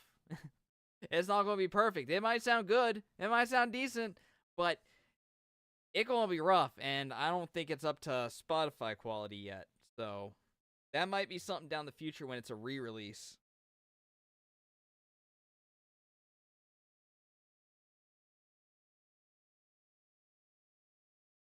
This song isn't worth the distribution fees in order to get it up on Spotify and all that. That comes when I'm actually like good and ready and I have like a portfolio to start releasing, like stuff that I have in the works and can finish, put together, put the final touches on and release.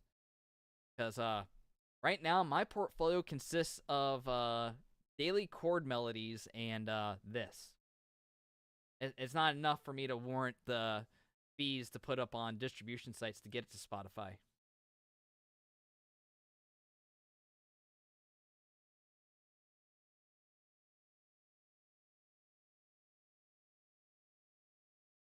And of course, when that happens, I'll have my Spotify account all changed over to a creator account, and then I'll have that added into my social media stuff and everything. So it's a slow growing process. I wish it was faster, but I'm no savant. Well, I'm a savant at failing, but I ain't a virtuoso with music, and I'm definitely not savant the artist. God, I love his music. I'm so happy he's back at it. He took quite a bit of a hiatus. I actually caught one of his I actually caught a interview that he did on X Space like a week ago, 2 weeks ago. and it was actually pretty legit. Like, it was fun to see all the guys like picking his brain and everything, and how long he's been at it. A lot of his talks about, especially burnout, so how to avoid it, how to keep going. It's on the sections X account. So that's sections with a Z at the end. So they do a lot of music industry stuff and interviews and talks on X. So definitely check them out if you're interested in more of the EDM scene and like interviews with artists. Another good place for interviews and stuff to learn from artists is another podcast that I watch. I don't know if you check them out, but it's the Excellent Sound podcast with or the Excellent Show from Excellent Sound. And I've been watching them ever since they launched this podcast. Their first one was with Eliminate, I believe. It was.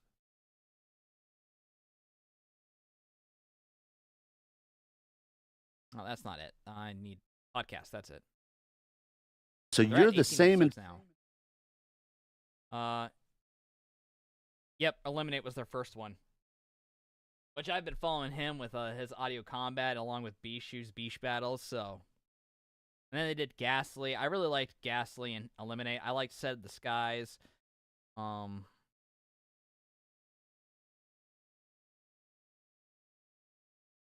Nostalgics. Hers was fun, but I've already been following her since she first came into the scene. So it was like a lot of new stuff that I didn't really learn. Virtual Riot was good. I want to check. I haven't watched it in a little bit, so I want to check out the Ray Volp one. I'm not too Flusterdamus and the whole future of AI music. I wasn't really interested in that one because I don't really care about AI. I don't really find it to be that much of a threat. A lot of people are blowing it out of the water, and that's like, yeah, that you can do that as much as you want, but you got to remember, AI will overtrain itself. People think it'll just like can write its own code. No, it writes what it knows, and if what it knows is erroneous, then it'll only train itself on erroneous code. And the same is true for music. If it learns from bad music practices, bad systems and stuff, it's just gonna create hack work. And a lot of the stuff it's training itself off of is either A, copyrighted, so they get in trouble with licensing companies and distributors and record labels and all that, or they train themselves on free use stuff that is all right for the most part, but there's some that's just kind of like meh, would never make it in the mainstream industry as a big hit. Not only that, people who use AI music are making it for themselves, so it's their audience is an audience of one, right? It's different than, as an actual artist where you're making music for not just yourself, but to express yourself and for others to consume and take something from it. And that's the thing. Art is subjective. AI doesn't create art, it creates a product. So that's why I'm not afraid of AI. I find it as a useful tool, such as, using it to separate stems and stuff like that. That's great, but that's utilitarian. That's not creative. So that's the reason I wasn't too interested in the Flusterdamus one. Not only that, it's only like an hour. So, I mean, yeah, I could sit down in an afternoon, but when a podcast typically is an hour, it's usually not that much content in it. So, that's just my opinion. I could be completely wrong, and I'll probably be bored one day and pick it up and watch it, or I'll listen to it and while I'm on one of my hikes. That okay.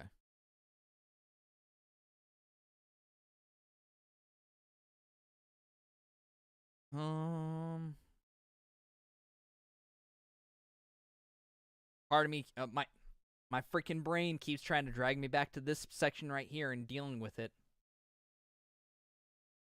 course, here's the good sign. I can probably grab the melody that's out of the guitar pattern here.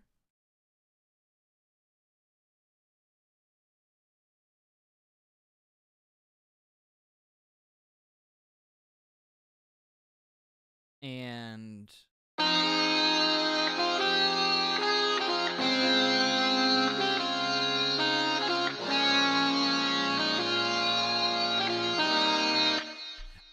that's what happened. That's what's driving me insane on it, is that this shit was offbeat so bad. Like, I don't mind the trailing notes, but that starting one not hitting on the beat, that was driving me insane. I'm like, God, that sounds kind of like something wrong in there. And this one's kind of doing the same thing. There we go.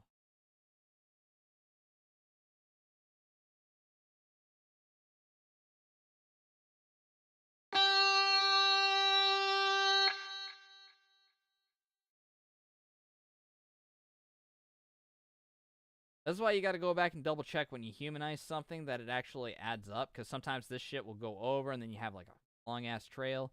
This is all fine here.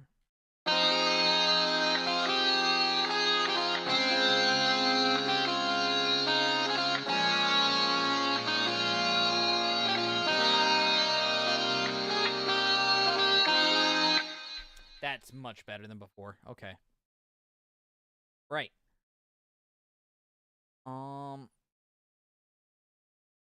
I don't know what to do with this.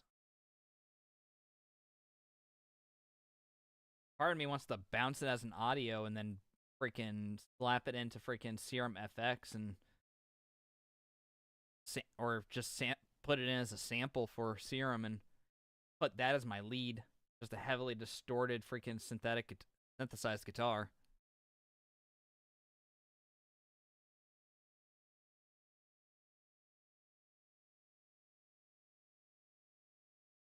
Let's listen to that lead again.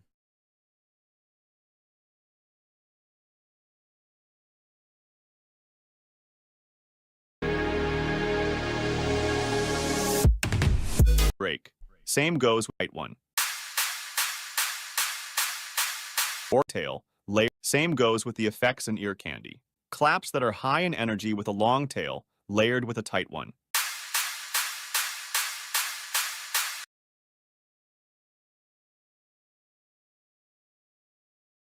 Okay, okay.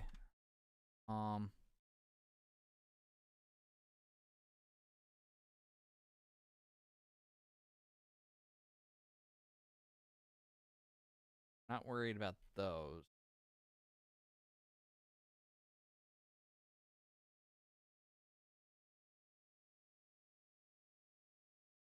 Crash.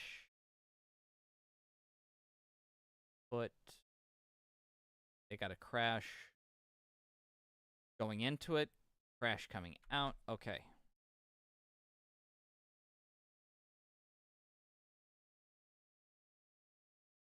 Oop. It crash at 50, right?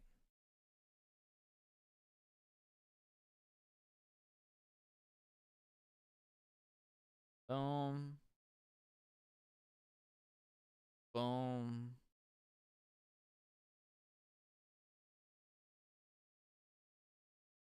Orchestral drum loop.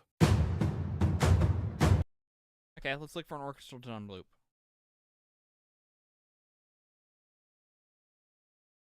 Oh my god.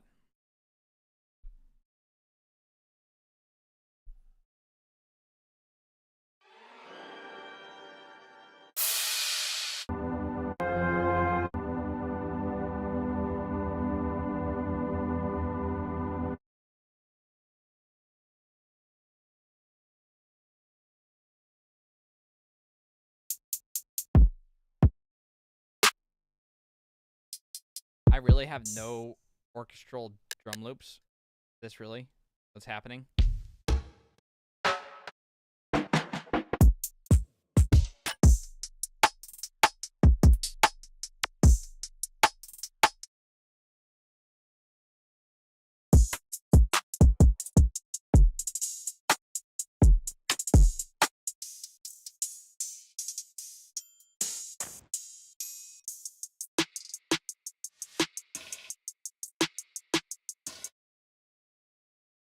Got some fills, but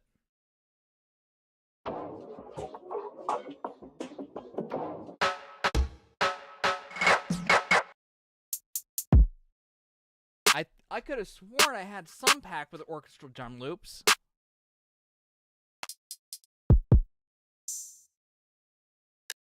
Wow. Really? I got 0 Hans Zimmerman in my freaking...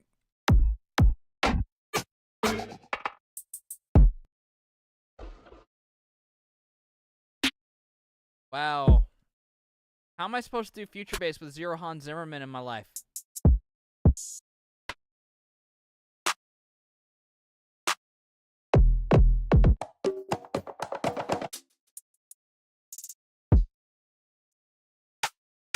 I mean, I'm a little disappointed. Like, I actually went out and bought like a couple drum freaking kit or drum sample libraries. You'd think they would have some of that. Wow. Okay. Okay. Maybe it's just not labeled as that and it's just lost in here somewhere. I don't know. Oh.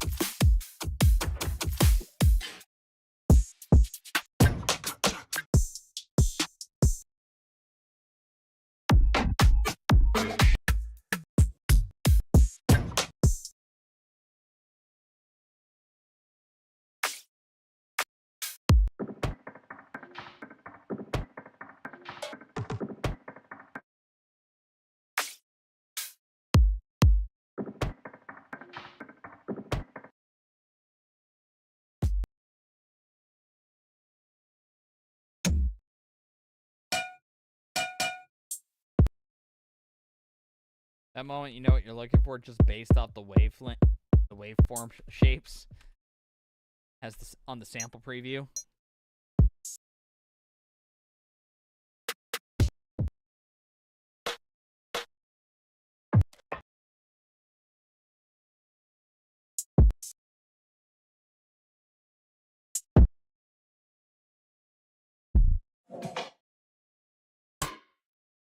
Jeez.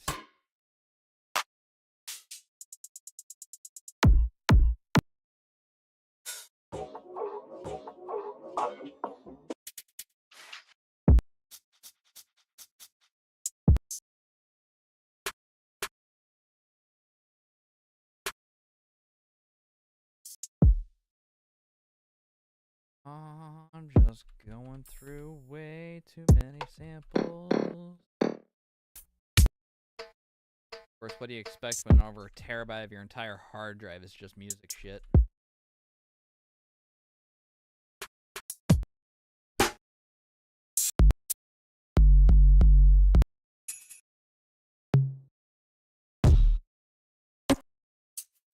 I envy the producers that actually do know, like, the general mess that is their sample library, or they have at least gone through it and curated it enough that they know what they're looking for, where to get it from.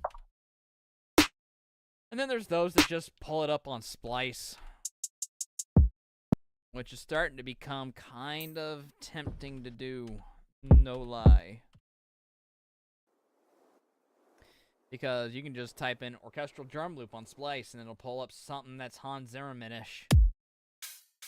Or John Williams, Duel of the Fates, Star Wars. God,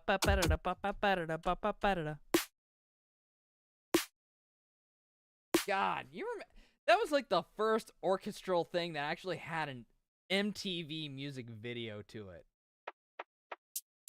Like, that's how much they were hyping up the Phantom Menace back in the day. Oh, I remember watching that on MTV. Of course, they like played the same like 10 music videos all the time. Would watch it right before getting on the bus. You had freaking Mambo number 5, Lit, my own worst enemy. Offspring, Why Don't You Get a Job?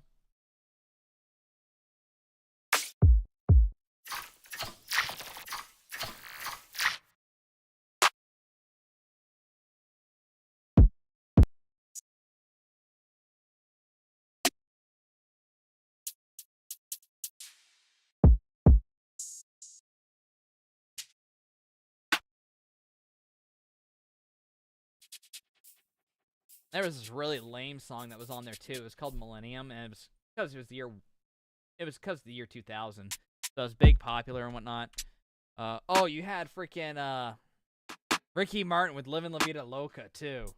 That would play all the time. There was one time I remember they actually had they were. Was that the time? No. That was when Fuse was out that I saw freaking Kryptonite. By Three Doors Down. No, I'm thinking of what did they have? Santana. That's what the electric guitar riff I've got in mind reminds me of. It reminds me of a Carlos Santana riff.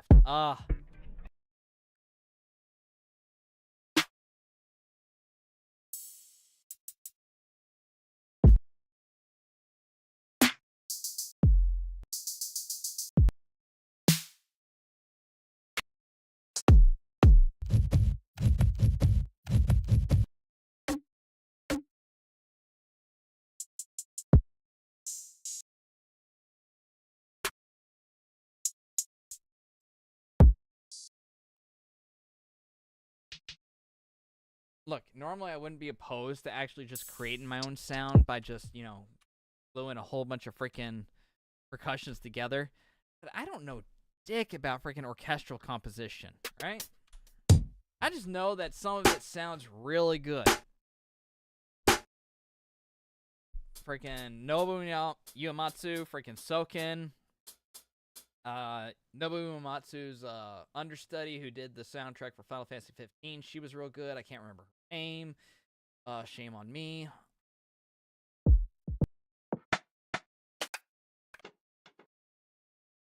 Then you had John Williams with Star Wars. You had Marty O'Donnell for Halo. That's epic. That's a staple. You got Hans Zimmerman. Or Hans Zimmer. Is it Hans Zimmerman or Hans Zimmer? Now that I think about it. No, it's Hans Zimmer. I don't know why I said Zimmerman. What the heck? Zimmerman was the guy who shot a kid in Florida. Everyone's freaking still butthurt over that stuff, but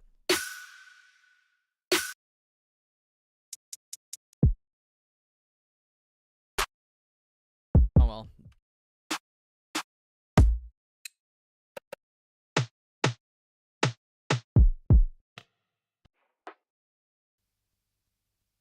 I know this is going to sound kind of callous, but that stuff doesn't really matter to me. I know. A lot of people it does. I recognize that, but for me, it don't, because I got way too many other problems in my life to focus on. I've spent too much of my life focusing on other people's stuff. I gotta focus on me now.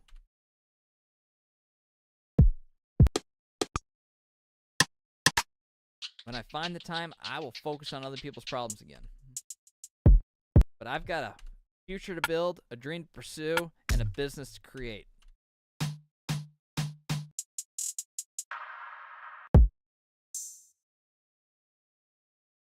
In the infamous words of anyone who's actually hungry, I gotta get mine.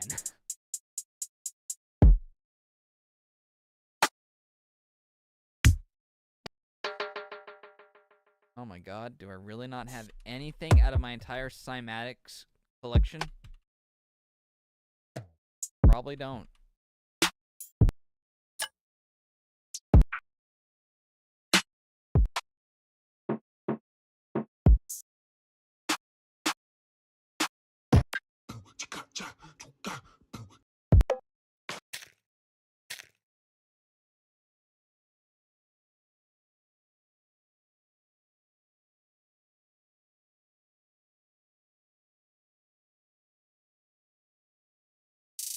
Yeah, no, I don't think I have anything in here. Yeah. Based on all these names, I don't think there's anything in there.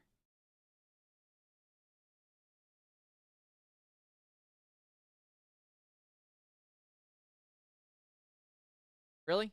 Really? Okay.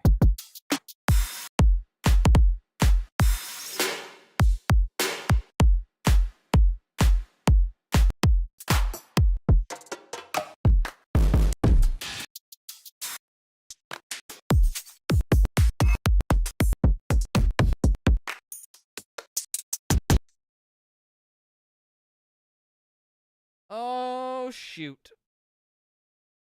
Right, so I don't have any orchestral drums, and out of everything I've learned from Future Bass over the past 3 years is that they kind of go hand in hand with drops in them. From 7 Lions to Millennium.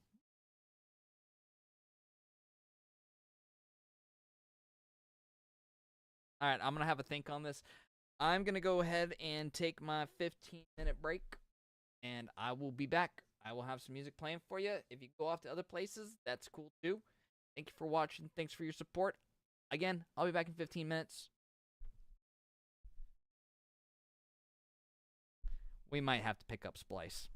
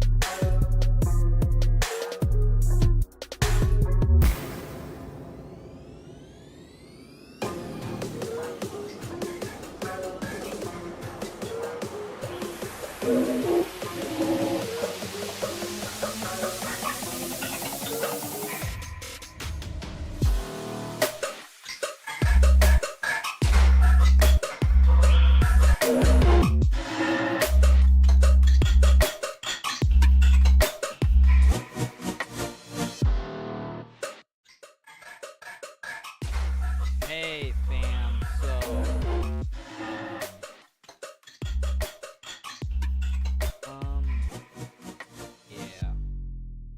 yeah. Aside from having to, get back into Splice, I also have the construction gun, handle. Apparently, I do need to be able to do that a little bit. So, I have to call it for today. Sorry. Not my intention. I was hoping to keep going till 1:30, but life, priorities, like patching a roof so I don't have water in or the master bedroom because a tornado harpoons it, the branch.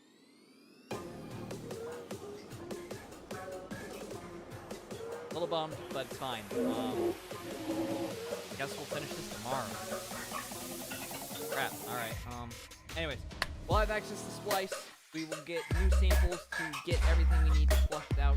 Instead of having to go to the library, we'll have actual something. Find something that we need. It'll look great! Sound great! I knew I would have to get Splice eventually again. I was just hoping that I had a little bit of a more comprehensive sound library of my samples to go a little longer without it, but it is what it is. Splice is a great utility to play. So, I will catch you all tomorrow, 9 a.m. Eastern, 8 p.m. Central, 7 p.m. Mountain, 6 a.m. or 7 p.m. You know what? Just don't overachieve, Nem. Why don't you try that? Yeah, that sounds great, Nem. I will try that. 9 a.m. tomorrow, Eastern, 6 a.m. Pacific. There we go. I did it. Yay. Guys, I know. I'm a dork. I'm a hopeless romantic. An unyielding dreamer. A creative disaster. And a failure savant. But we're gonna make this EDM producer thing a thing. For real. It won't happen. We're gonna cook, we're gonna burn, and eventually we're gonna actually make something work. Alright? Alright. Enough hyping myself up. Let's get on with my day. I got things to do. I don't want to say goodbye! But, goodbye. Thanks for your support. Thanks for watching. Hit the follow, hit the subscribe, wherever you're watching, and I will see you all tomorrow morning. Do awesome shit. And stay awesome yourselves, lunatics.